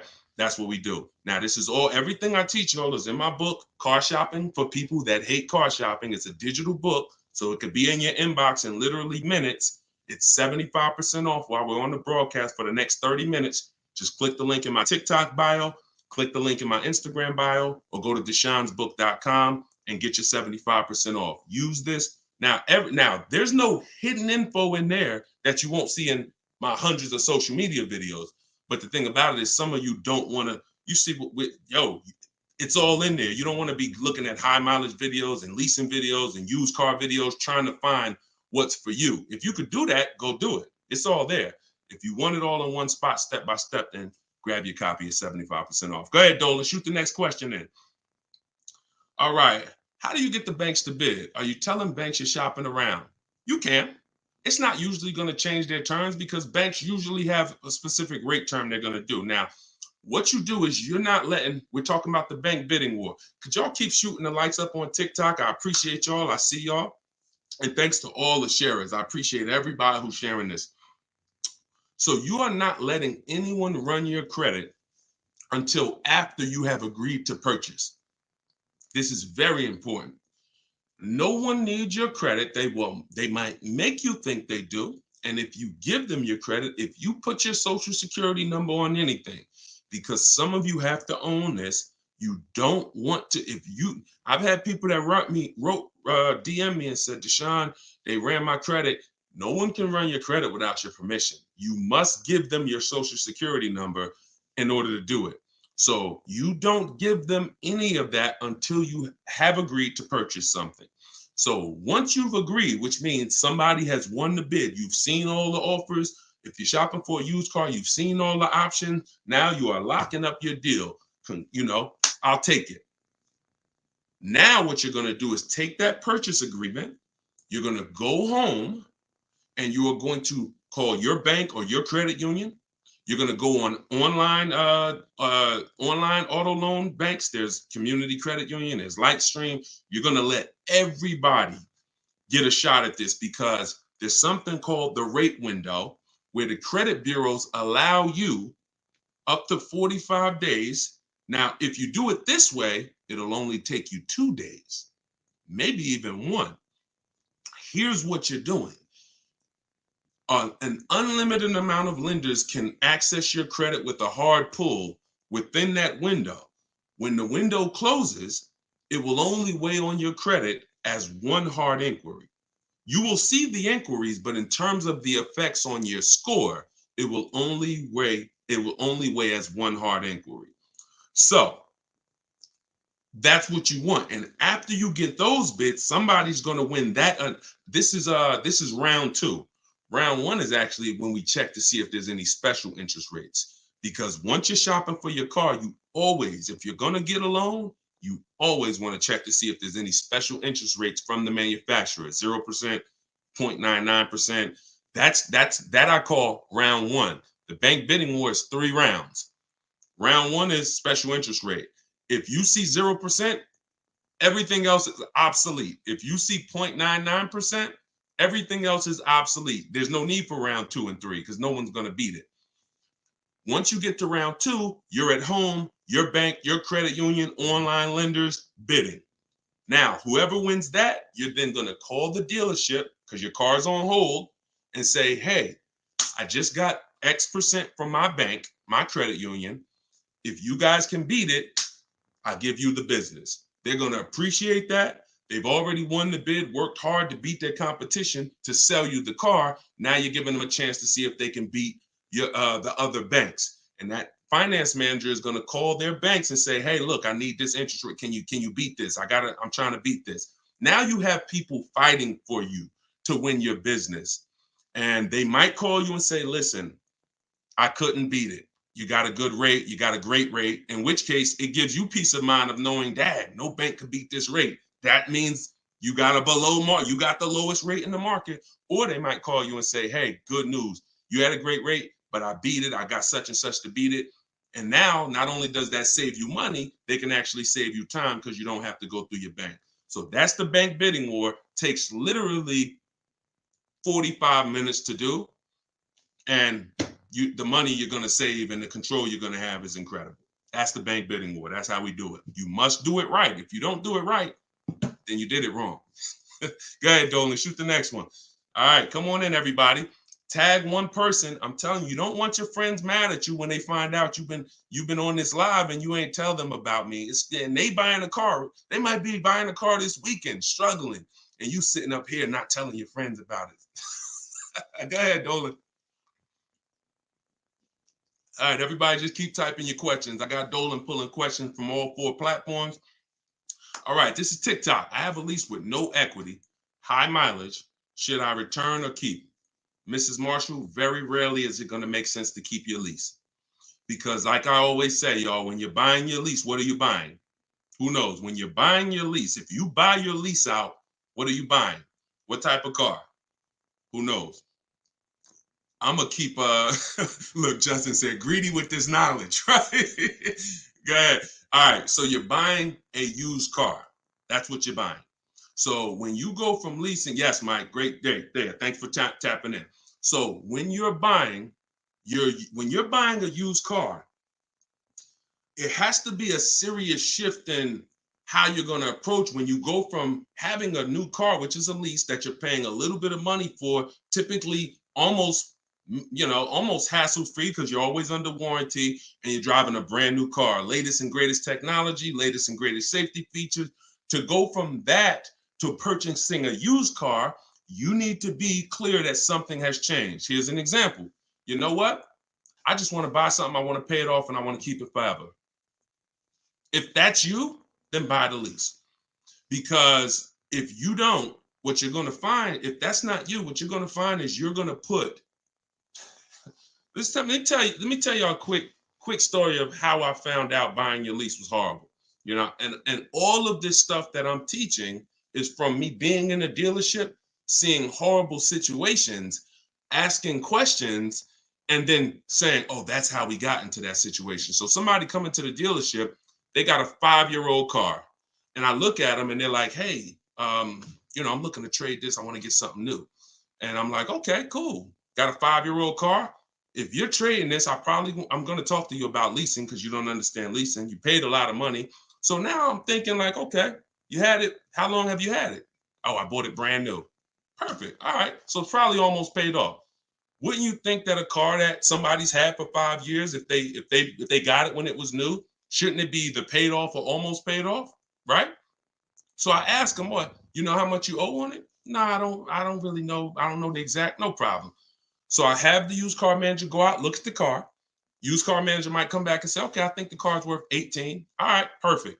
So now I call the person's bank and I'm like, hey, I'm calling for Mr. Johnson. I'm trying to find out, how much he owes because he's interested in replacing his car. We want to pay it off for him. And they say, oh, okay, yeah, his balance is $18,300. Now that I'm totally shocked. Just like some of you, like, wait, hold on. How could he have had the car 5 years and he still owes 18 grand? And I would ask him, Mr. Johnson, they're saying you still owe 18,000. How is this possible? He's like, oh, well, what happened was I leased the car, and then at the end of the 3-year lease, I bought it, and I took out a loan, which is what most people are going to do, and it's usually a 5 or 6 year loan, usually 6. So you got 3 years to lease it that he's paying, and then you got 6 years, which means a total of 9 years of payments on the same car. Very rarely will this ever make sense. And so what you want to do is start looking and saying, the only way it makes sense for me to purchase this lease is if I'm going to keep this thing a long time, because at the end of the day, I'm probably going to give about 5 or 6, I'm probably going to give about 8 or 9 years of payments on the same car, which is just, would any of you, we got a bunch of smart people on here. We probably got about 400 people between all the platforms. Would any of you buy a car and take out a 9-year loan? Would you volunteer for that? No. Look, I see no's all over. That's what you're doing in most times when you're buying your lease out. Now, if you're going to pay cash for the lease at the end, okay, that's different. I still wouldn't do it. I would still look to shop for an aggressive lease and shop for a new lease. Most people are buying their leases out because they don't know how to find a good deal on the next lease. That's a fixable problem. So, like I said, rule of thumb, if you're going to buy your lease, just say, all right, I'm keeping this car. I love this car so much. You know what? I leased it. I fell in love with this thing. I'm going to keep this thing until the wheels fall off. And that's a reason to buy the lease. All right. Go ahead. Next question, Dolan. We got to go deep sometimes. So if you want to listen, if you want everything I teach in one spot, I put out my new digital book. It's called Car Shopping for People That Hate Car Shopping. Some people say, Deshone, why isn't it a print book? It's because everything that changes in the car market, I have to update. If we're using a script, because you see my scripts are in the book. So when you're typing what Deshone is saying. It's not what Judy's saying. No offense to you, Judy. I want you to use what I say and then judge it. You want to add your own stuff to it later, then do that. And you probably won't. But in order for me to keep updating, like Vroom went out of business 2 months ago, If I had books in print, I wouldn't have been able to update. Now you got a book that's no longer relevant, or that part isn't. Digital books, I can update it on the fly to make sure whenever you go to use that book, the information in it is totally relevant. All right. And 4-hour launch is 75% off. It's normally $97. If for the next 30 minutes, you can go to my TikTok bio, my Instagram bio, or deshonsbook.com. Or if you're watching on TV, scan the QR code with your phone and grab your 75% off. Okay, go ahead, Dolan. Shoot the next one. All right, let's keep the questions coming in. All right, this is from Instagram. How can I lease without a high down payment? Very simple. Don't believe that you need a high down payment. In fact, don't believe that you need a down payment at all. Here's what you should be doing. Everybody who's going to be shopping for a lease, you should be, once you decide what you want, you should be getting your offers with first month's payment total out of pocket. I don't want you to use the words down payment anymore. I want you to use total out of pocket. When you say total out of pocket, it's hard to mix up. In the car business, when I was in the dealership, what I saw is the term down payment didn't include taxes, fees. Some of you, you may have experienced a time where you told the dealer, I only want to put $2,000 down. Now you get your offer back, or you see the final paperwork. Sometimes, the worst dealers will even let you go into the finance office, and you're thinking, I'm putting $2,000 down. And what happens when you get there? You can just type a mad emoji if you on your mobile phone. They tell you what? Yeah, $2,000 down, but how are you gonna pay the taxes? Right? Yeah, it's $2,000 down, but then you got to pay your first month's payment and your motor vehicle fees, right? We don't want that to ever happen, which means we have to be very intentional with the language we use. Total out of pocket, look, I see you, good time. Total out of pocket means, this is what I said, the total out of pocket. You could also use total due at signing. Those two terms can be used, interchangeably. But you're going to shop your lease offers. You are going to tell them how you're going to customize. The lease is custom.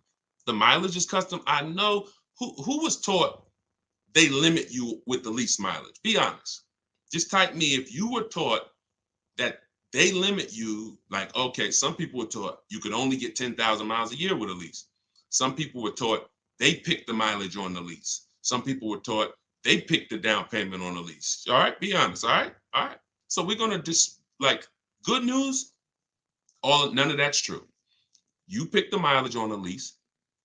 You can get almost any mileage you want. Most manufacturers, we talked about it a couple minutes ago, will go up to 30,000 miles a year on the mileage. So you get the mileage you need, the mileage you're gonna use. And then the down payment, you customize. So if you leave it to them, then they'll customize it for you. But when we go in to get our offers, the way you're getting your offers is first month's payment total out of pocket. And you're going to do that with at least 5 dealers. If you're doing it the manual way I mentioned earlier, you're going to have 5 sales managers work up the offers for you. If you're doing it my way, you're using my 25-to-5 strategy. You're connecting with 25 dealers online, and we are telling them what we want. And we are going to tell them, this is how I want the lease offer presented to me. First month's payment only, and that's it. Look, let's look at Danielle. Danielle, she leased her Audi. Look, you can't see it on TikTok. You will be if you're watching the rebroadcast we put out later, 5:30. If you're watching the rebroadcast, then you'll see Danielle, $550 a month, first payment down. Included maintenance, her Audi was $44,175.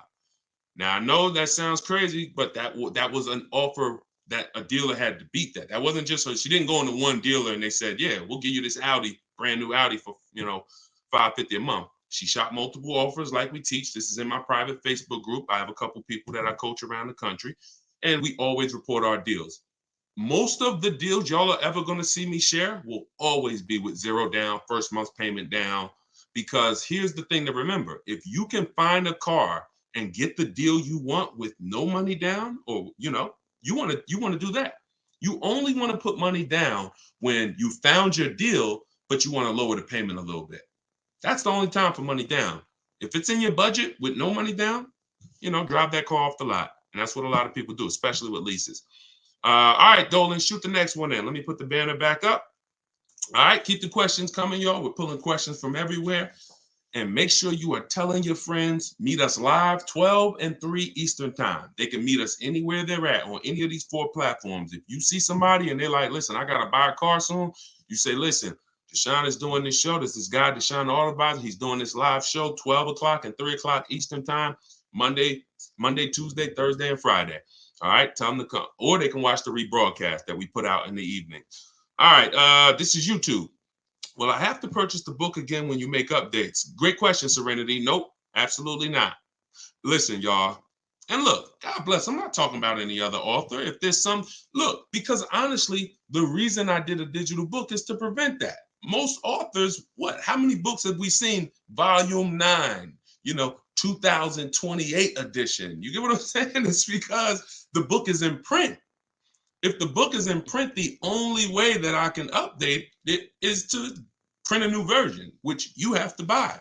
But in the case of digital, y'all, when you open that file, you could open it a year from now. If I change anything in that book, if there's one word change because it's not relevant, if there's one website that we're no longer using, or there's a new website that comes out that we're going to add to our arsenal, it's going to be in there. So that's the beautiful thing about a digital book. One time, and you get it for $70. That's why at $97, it's a phenomenal value. We had tons of people pay $97 who wrote me and said, Deshone, this is the best investment one of the best books I ever bought. But at 75% off, it's just like, wow. And, enjoy, even better. All right, Dolan, shoot the next one in. Can you get a lease without the disposition fee or lease turning fee? That's a great question. So disposition fee, y'all, is a fee to get when you drop off your lease, the dealer doesn't own the car anymore. I know some of you may have been, you may have thought, because I saw people that said, man, I can't afford the car. I just went and dropped it off at the dealer. I took the dealer back their car. It's not the dealer's car anymore. A lot of these things, I get a better deal for paying cash. Where they originate from is from the times where the dealers used to make they used to have in-house loans. In-house loans. Wait, hold on 1 second. There's somebody on TikTok that just said that's the reason I won't lease. Dolan, pull that question in next, because I want to know what they're talking about over here. Okay, because listen, I pull that question in next. But when they originated, dealers used to give loans. Dealers used to have the car. So they were the ones calling you, hey, you missed a payment. And so people think that the dealer owns the car. Once the dealer sells you the car nowadays, the bank owns the car. They're the ones coming. So when you drop off your lease, you have to pay a fee if you're leaving that manufacturer to go to another one, because that car has to get back to the bank. So that's just now, if you sell the car, you don't pay the fee. If you sell your lease, if there's equity, or if you could break even, we teach the equity assessment process, then you don't pay the fee. But if you need to drop off your lease, then yes, that's a fee that it's a legitimate cost. All right, pull that question in. What are we talking about? Because I've always been told the mileage. Okay, so are you saying, Latasha, that you because she said that's the reason I won't lease, because I've always been taught the mileage was limited. So are you saying that you've learned that the mileage is not limited, and now you have good information? Or are you saying you're still operating with that information? Because we just went over that over the last 10 minutes. We've talked about how the mileage is not limited. You pick the mileage. And frankly, if you are not keeping your cars 8 years, you've already lost thousands of dollars not leasing. Unless you tell me, Deshone, I buy $5,000 cars on Facebook Marketplace. I buy 7,000, 10,000. There's something, that's a strategy. So if you're one of those people, you could disregard what I say about leasing versus buying, because that's a strategy. My brother does that. All he does is buy cars that he gets from 3 to 10 grand. He'll put work into them, and he pays pennies to drive cars. But if that's not you, and you're not keeping, okay, she's still operating with that info. Okay. So what I would tell you, because I don't want to actually repeat something that we said, we'll put the broadcast out at 5:30 tonight. I will watch that part of the broadcast. You could watch it on YouTube, Instagram, wherever you're at. But you don't want to operate with that information. That's what we spent the last 10 minutes kind of dispelling. A lot of the information that you're operating with that's costing you is actually not accurate. And that's the bad part. If it was true, keep moving. But you don't want to be moving with bad information. Go ahead, Dolan, shoot the next one in. I think you just had one up from Facebook. But whichever one you pull in is fine. Does credit change the 1.5% rule you preach about, and how much options you have to get a good loan? Sure, certainly. You typically want to be in that fair to high range when it comes to 670 and up. That's typically, and here's what I say, when people are buying a house, what do you typically do? If you know you're buying a house, you get ready to buy a house, right? There's people, some of you have bought a house and didn't you tighten up the credit a little bit? Because you had a goal. Now, if you're in an emergency situation, then this is different. You get told, your car gets totaled, car gets stolen. These are emergency situations, totally understand. But if you're thinking about purchasing a car then, and you know that you're in that, low 600 range, or, I would tell you to go to work on your credit. Follow Shonda Martin she's on every platform, Road to 750 plus. One day I hope to get her on here. As we start bringing in complimentary guests, there's a couple people that I have in mind that I want to introduce y'all to that have just incredible information. But you should be learning from her and get your credit up to that point where you could actually get out of that manipulation zone. 670, 680, 690. You're in a safe range to get approved for most tier 1 leases, and you're in a safe range to get approved for loans. But if you're the less control you have over your car loan, the more you can be manipulated. So if you're in that other range, of a lower range, then you probably, I teach people, if you're not, all right, some people don't have the credit to lease right now. That doesn't mean you go purchase a $30,000 car. If you say, Dag, if I had the credit, I would be leasing. The last thing you want to do is go and buy a $20 or $30 or $40,000 car, because what that's going to do is bury you. You're going to pay higher interest. And then when you go to trade out in 2 years, what I teach is you get the least expensive car you could get a loan on. You get a great car, but the least expensive car. You get a sacrifice car. I'm going to set myself up. I'm not going to go buy the big vehicle, because I know in 2 years, I'm going to flip out of this into a brand new lease, and I'm going to have that payment history. So when I go apply for my lease, I get approved. But if you go and get yourself the Dodge Charger with the Hemi engine, or you want the Hellcat Scat Pack, you won't be leasing. And not only will you not be leasing, you'll be buried in that car in 2 years, because the interest you're going to pay on it is going to delay any goals that you have financially. So you either could shine now and lose later, and you're really not shining when you're in a Hellcat with a 19% interest rate or a 22% interest rate. You're not shining. You're very dull. So when we're going to talk about financial literacy, everything I'm saying is not going to be like, it's not going to be like, oh, that's what I want to hear, but it's going to be, yeah, that's what I need to hear. That's the smart move right there. All right. Go ahead, Dolan. Next question. Okay. Appreciate everybody. I see y'all sharing. I appreciate all the sharers. Thank y'all so much. And thank you to everybody who's sending gifts. I see y'all. I appreciate you supporting the broadcast and this mission. I received mail from a dealership that want to buy my car with top dollars. Can you explain what that means? They haven't even seen your car. So it's a marketing message. Who has dealers either emailing it? Look, now this question's from YouTube. All right, we're taking questions from all 4 platforms. So just keep typing, and while we're on, we'll be rotating.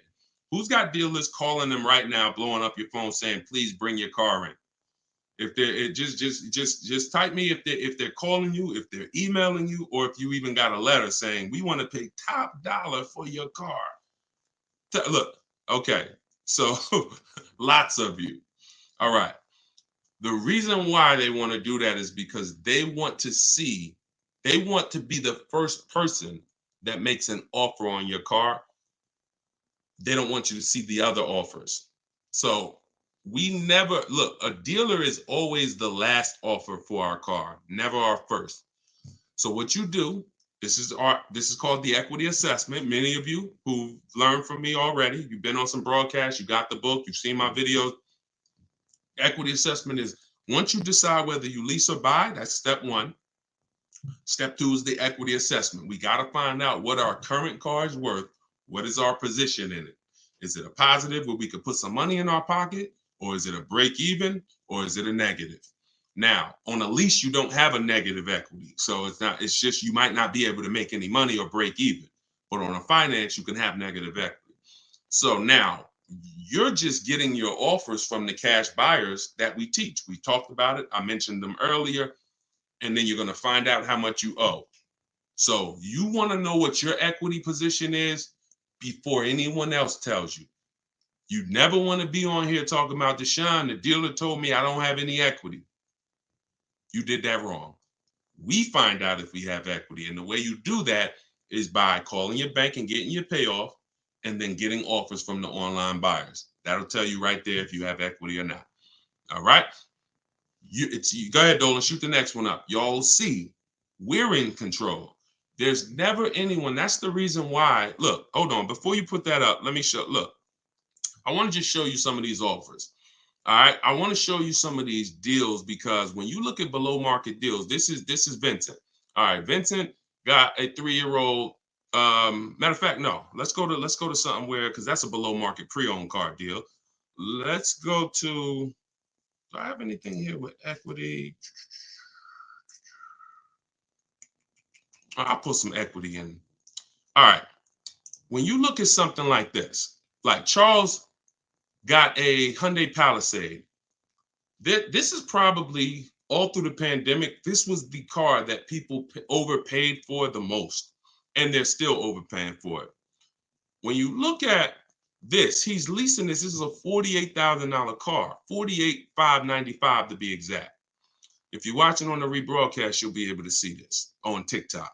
Everyone else, you can see this. He's paying $597 a month for a almost $50,000 car. Now, every $5,000, just so we can be clear on how much this car would have cost had he purchased it, because only a few people on here understand the magnitude of the money that comes out of your house when you purchase versus the magnitude of the money that stays in your bank account when you get a great lease deal. Had he purchased this car, every $5,000 is how much per month? Thank you, Coconut. I see you. He came in real quick.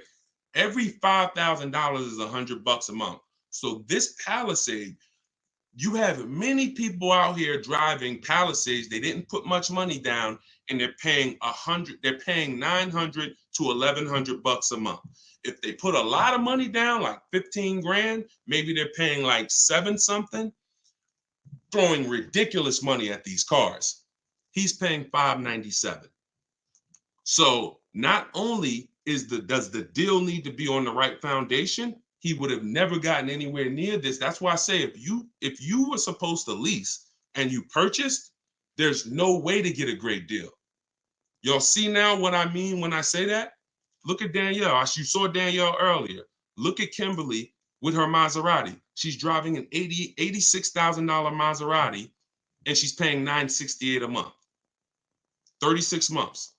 An $86,000 Maserati. They sold it to her. First of all, she saved 20 grand. Getting multiple offers, she saved 20 grand. And her lease payment is $968 a month. Had she purchased that car, $66,000 was the selling price. That would be, what's that, 15 grand? That would be $1,300 a month, y'all. That would be $1,300 a month. So when you don't lease, when you should have leased, there's no way to get a great deal. So you got to put your deal on the right foundation. And then once your deal's on the right foundation, you're shopping multiple offers because you need to get the best offer in the market. You need to get the below market deal. All right. And this is all in my book. If y'all want to make sure you have everything step by step. Deshone, I love the video. I don't even want to come back to a live anymore. I just want all the information in one spot for me. That's car shopping for people that hate car shopping. My new digital book, you can get it for 75% off for the next 30 minutes. Go to my TikTok bio. As long as that timer hasn't hit 0 yet, you can get it. You won't pay the $97 price. And you can go to my Instagram bio, or you can go to deshonesbook.com, or you can scan the QR code. Either way, any one of those 4 ways, get you 75% off and use it. And make sure you DM me and write me with your deals. I want to see your deals. I want to hear your success stories. All right, go ahead, Dolan. Shoot the next question up. We still got questions coming from every platform. This one's from Instagram. I bought a 23 Lincoln Nautilus. I want to trade it in as I do not like it. I put $20,000 down. Can you trade it in, or will I lose too much? All right. Y'all heard this question. Now, the thing about it is, you're not going to have a lot of negative equity depending on how much you paid for the car. Now, I don't want to assume that because I don't know how good of a deal you got. Is it possible in the wake of the pandemic sales and the way people were overpaying during that you could have overpaid? Yeah, it's possible, but let's just assume you got a decent deal, right?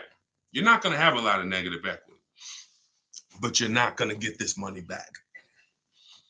When you run, here's what I want you to do. I want you to call the bank, find out how much you owe. You're going to know in a matter of minutes how much of a hit you need to take.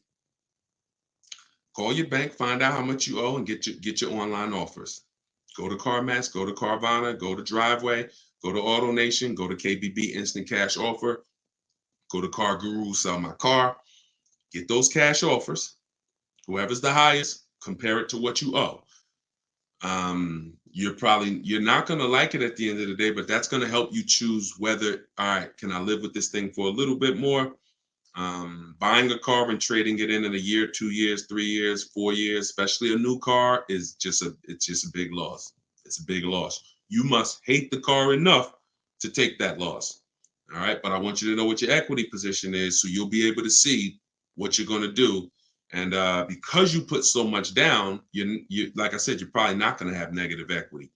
But then once you look at how much you're getting back, that might make you say, man, do I really want to lose 15, 20 grand for a car that I only had for whatever? All right, so that's your first step. I mean, feel free to chime in with another live. If you want to jump on the show, we'll be back. You know, we do 2 shows a day today. So if you want to come back, if you want to do it, we can talk about it later. But that's always the first step, y'all. Whenever you want to trade your car, whenever you want to replace your car, that's always the step. Equity assessment, always. All right, this is Instagram. Can you sell a lease while still having remaining payments? Absolutely. Just follow the equity assessment process. And then when you call your bank for a lease, you're going to ask them, do I have a third-party restriction? So you're going to get those offers that I just talked about with Elizabeth, and then you're going to call your bank and say, do I have a third-party restriction? Now, if they say yes, that doesn't mean you can't sell the lease. That means you're restricted on who you can sell it to. You can sell it, but you can only sell it to a dealer of the same brand. We still get bids, but now we get bids from used car managers. So when we have a third-party restriction, I've helped tons of people. David is probably the first person I can remember when I started my video library, because everything I do in the book, I have in the video library as well, and I have a coaching program. When I first started that, David was the first person. He had a BMW, and he came in, and this is when people were buying their leases and reselling them, because they were like, wow, Carvana wants to pay this, but I'm gonna buy it and then resell it to them. Problem with buying it and reselling, you got to pay taxes, which is thousands of dollars, comes out of your profit, and then you got to pay fees, and the applicable fees to purchase it comes out of your profit. When you sell direct to a dealership, a used car manager, you don't pay those fees. So we'll take those offers that we get, because you don't want to go in and call these used car managers. This is also in my book. Everything's in my book, the script, what to say to the used car manager. We just tell them, hey, we want to sell our car to a local dealership. We're just calling a couple places to make sure we get a fair offer. And the reason why we don't talk to anybody but the used car managers, because the used car manager's job is to purchase vehicles. That's their job. So, you talk to a salesman and you tell them you want to buy, hey, I want to sell my car. What is the salesman going to say? It's, hey, well, when can you come in? Are you replacing it? Can I show you some? No, you talk to a used car manager because the used car manager's job is to purchase nice cars. When you call them with a 2 or 3 year old car, it's a lease. That's inventory that they're interested in, but you got to do it with at least 3 to 5 because some of them will lowball you, or sometimes the car is just not worth it to them. Sometimes a car is worth more to another dealer than it is to one dealer. So that's the reason why we get bids always. But when we have a third party restriction, we get them from the used car manager. If there's no third party restriction, then we simply just we just sell the car to the highest online bidder. All right. Go ahead, Dolan. Keep them coming. Got a couple more minutes. All right. Everybody getting value out of the show so far? If you're getting value, just type a bunch of ones in the chat. If you're getting value, listen, we call this the warm up. Eventually, we're thinking maybe next week or the next 2 weeks, we're going to have official episodes, to be like episode 1, 2. But we got a lot of things we're setting up and structuring before we start calling it episodes. One of the things we're getting clear on so that you can actually tell your friend is timing. We don't, if you don't know when we're going to be live with the show, then you can't tell somebody. You just, but when we're live at 12 Eastern time, we're live at 3 p.m. Eastern time, then those who want to join the live show can meet us here. If you can't join the live show, then you could always say, hey, the episode premieres at 5:30 or 8:30 in the evening. So we want to make sure we're covering every part of the country, those on the West Coast and those on the East Coast. So I see all the ones. Glad everybody's getting value. Go ahead, Dolan, shoot that next question up. This is TikTok. Did you already talk about what's happening with Tesla's used car prices? What are your thoughts? You know what, y'all? Depreciation. If you've been on the show lately, I told you your biggest expense is depreciation. And here's the dangerous part about buying cars. A couple years ago, Escalades were the top 10 biggest depreciating cars made, which means if you paid 90 grand for an Escalade, in 3 years, it was worth like almost half. It was worth like 50. You lost ridiculous money, and there was nothing you can do about it. Nothing you can do about it. Not only is a lease for the short term, because if you're a long-term person, remember, if we keeping this and getting out of that depreciation scale 8, 10, 12 years till the wheels fall off, you don't care about short-term depreciation. See, when you have picked the right foundation, the things that's worrying people with the wrong foundation don't worry you. But if you're on the wrong foundation and you purchase one of these cars and something happens in the market or something happens with the company stock price and the values of that car drops, you got to eat it. If you lease that vehicle, doesn't mean a thing. Vehicle could drop to zero. Don't matter because I'm paying a great monthly payment for it. And in 3 years, I'm out of this thing. I enjoyed it. Great. Let the people who bought it deal with the fact it lost so much value. Who wins in that instance? People who purchased them secondary. People who are purchasing them as used cars. See, the owners who bought them new lose. The people who are buying them pre-owned, think about what I just said with the Escalade. If you were shopping for an Escalade and it was the top 10 depreciated cars, you could get a 3-year-old Escalade for almost half of what a new one was. The second owner wins, but the first owner loses. So leasing is also a hedge against depreciation. Now, here's what's beautiful. I'm going to give you another benefit. Let's just say you have one of the top cars that hold its value. Top 10, top 20 cars that hold their value. You can sell it and put money in your pocket. It's the best of both worlds. If the price of the vehicle goes down, I win, I don't lose. If the price of the vehicle stays high, I win because I'm going to sell it. This is what Dave Ramsey, man, I swear, listen, he did a lot of people dirty, man. I love Dave because he's helping people eliminate debt and invest in the stock market. God bless you, Dave. But when it comes to these cars, my man, you don't know enough. Just because you bought 20 cars and you got a bunch of money, you don't know enough. Not to be telling people with the conviction you talk, the advice you give. You're costing people thousands and thousands and thousands of dollars. All right, go ahead. That's it. Go ahead. Next question, Dolan. Let's keep it going. We got a couple more minutes before we wrap. Go ahead. Next question, Dolan. I have a 2022 Chevy Malibu. It's assessed $5,000 below the loan value. Is it worth trading? Do you want to move? Do you want to take the negative equity hit?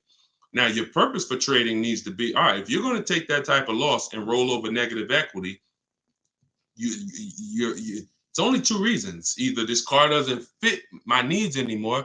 And look, in my book in step 4, it's something called shopping, not buying.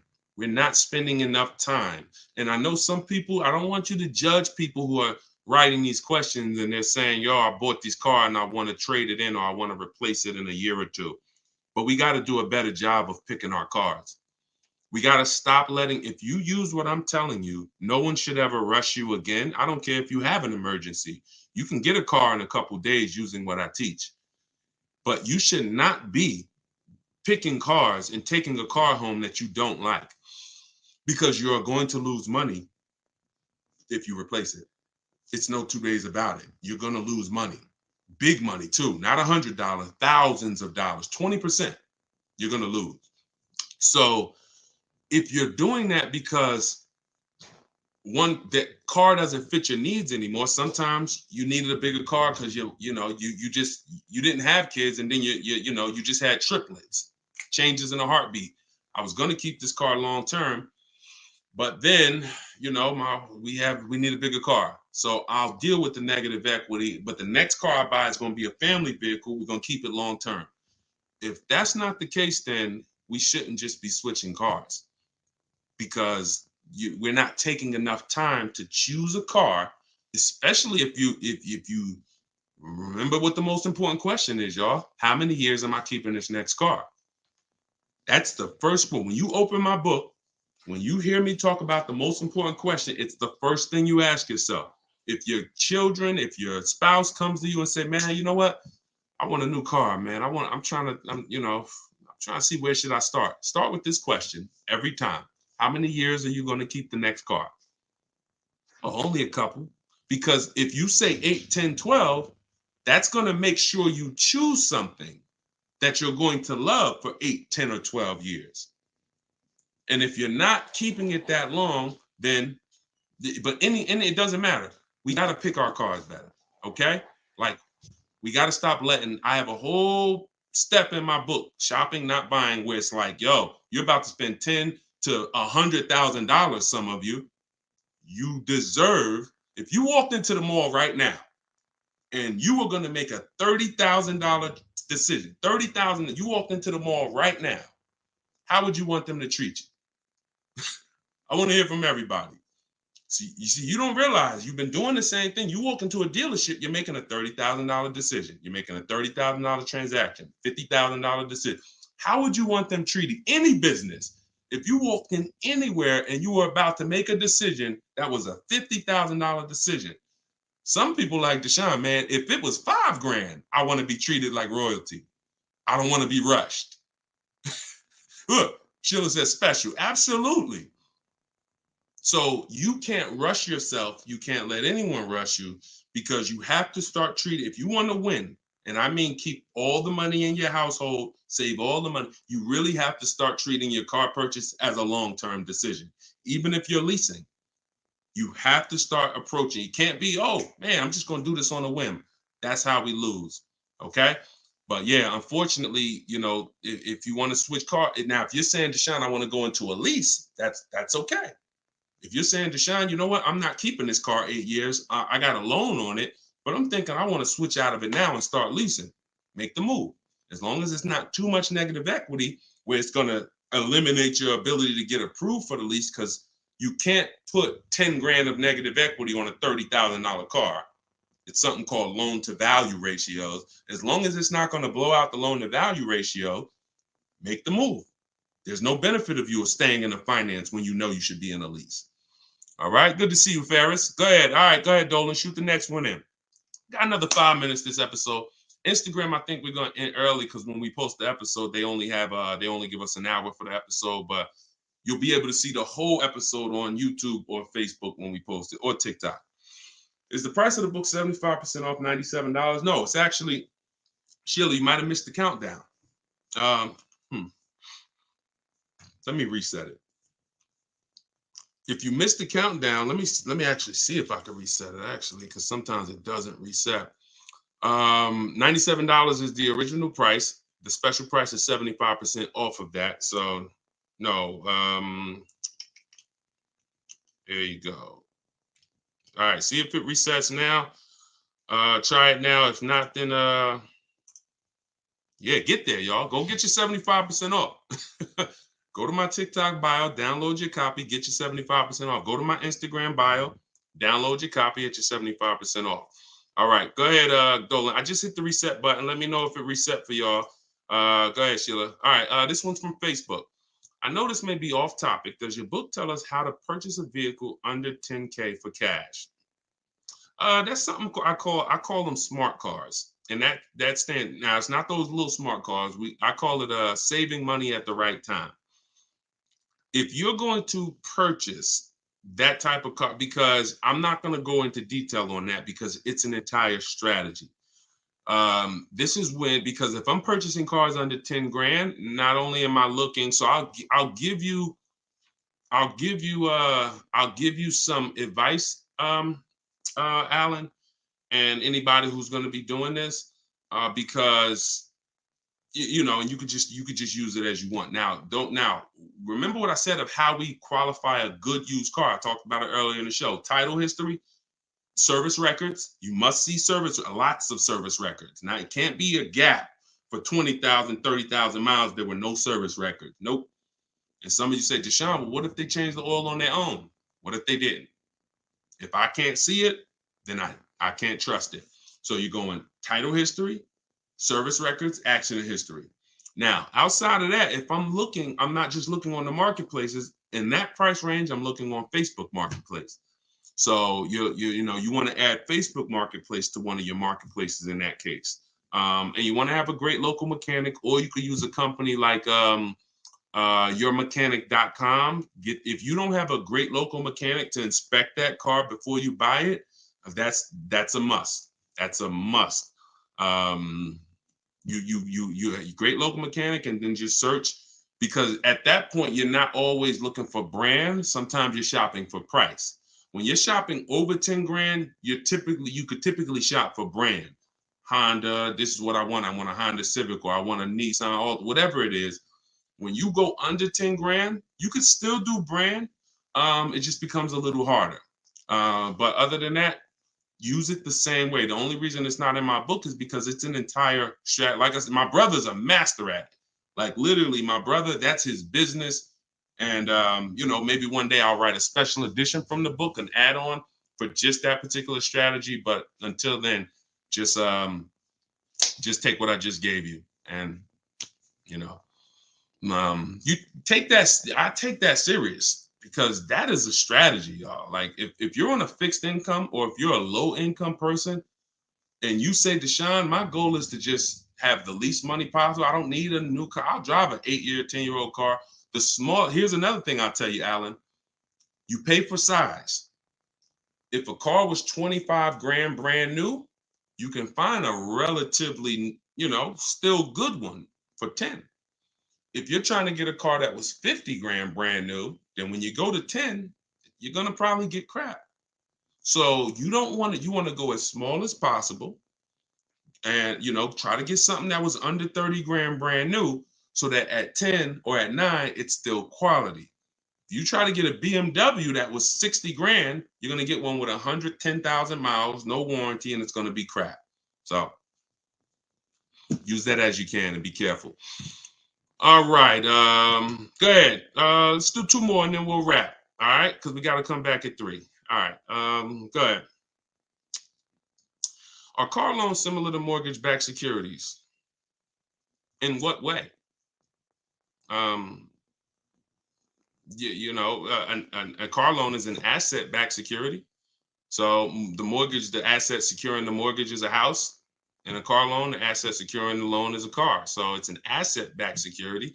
They resell those loans on the secondary market, but I'm not sure why you're asking the question. If there's something more in detail that you want to talk about, then I'll answer it. Go ahead, shoot one more up, and then we'll wrap.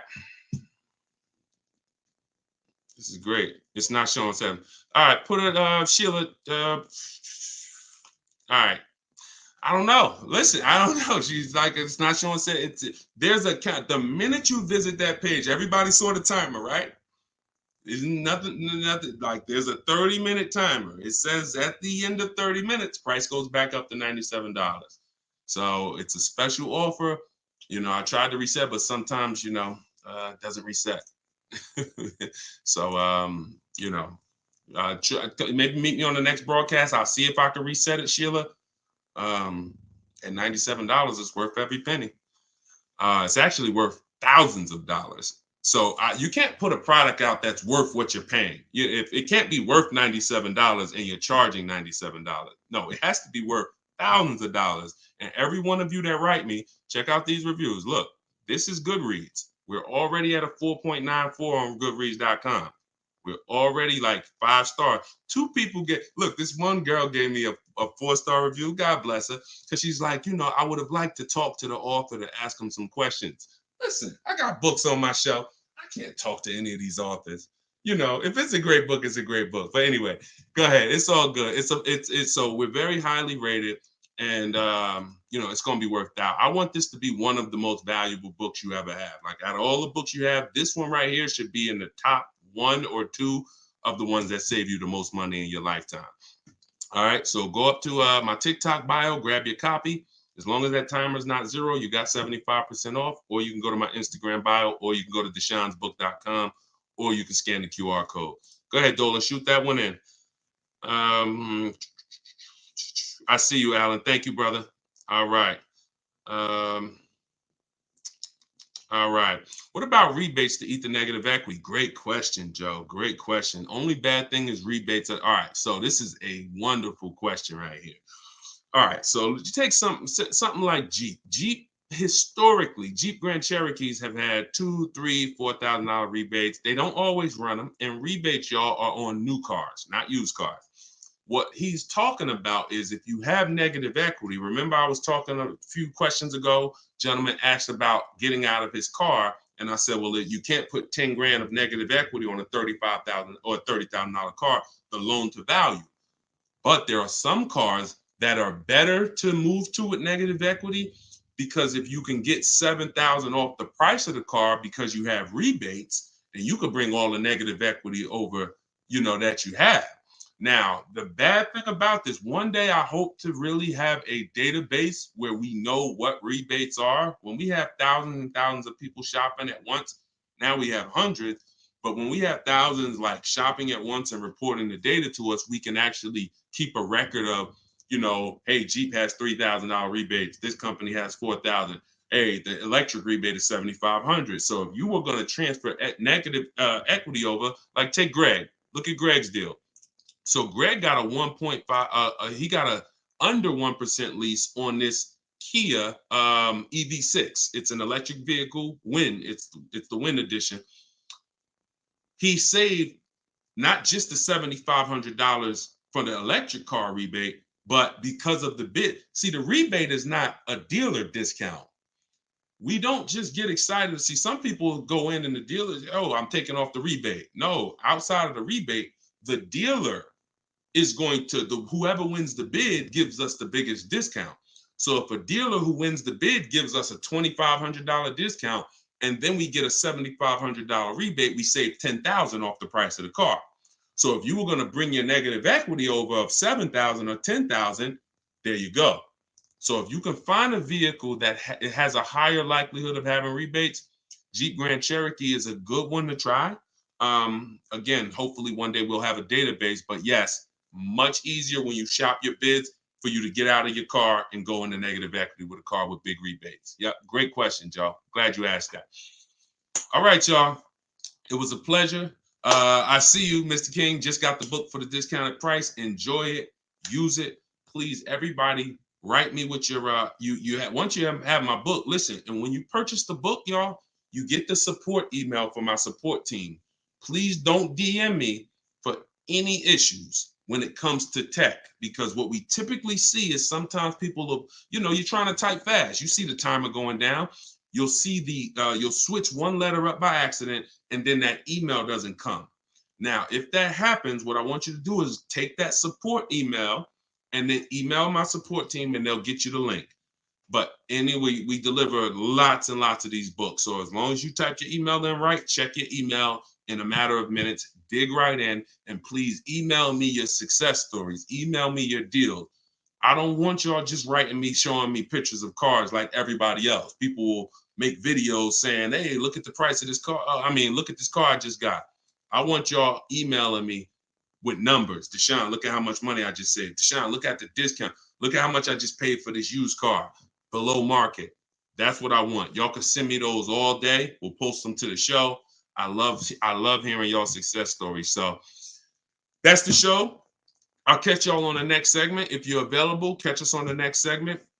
We will broadcast it out at 5:30 and 8:30.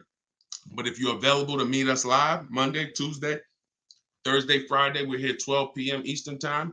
We're here 3 p.m. Eastern time. We're on all 4 platforms. Tell your friends about us. Let's keep saving this money.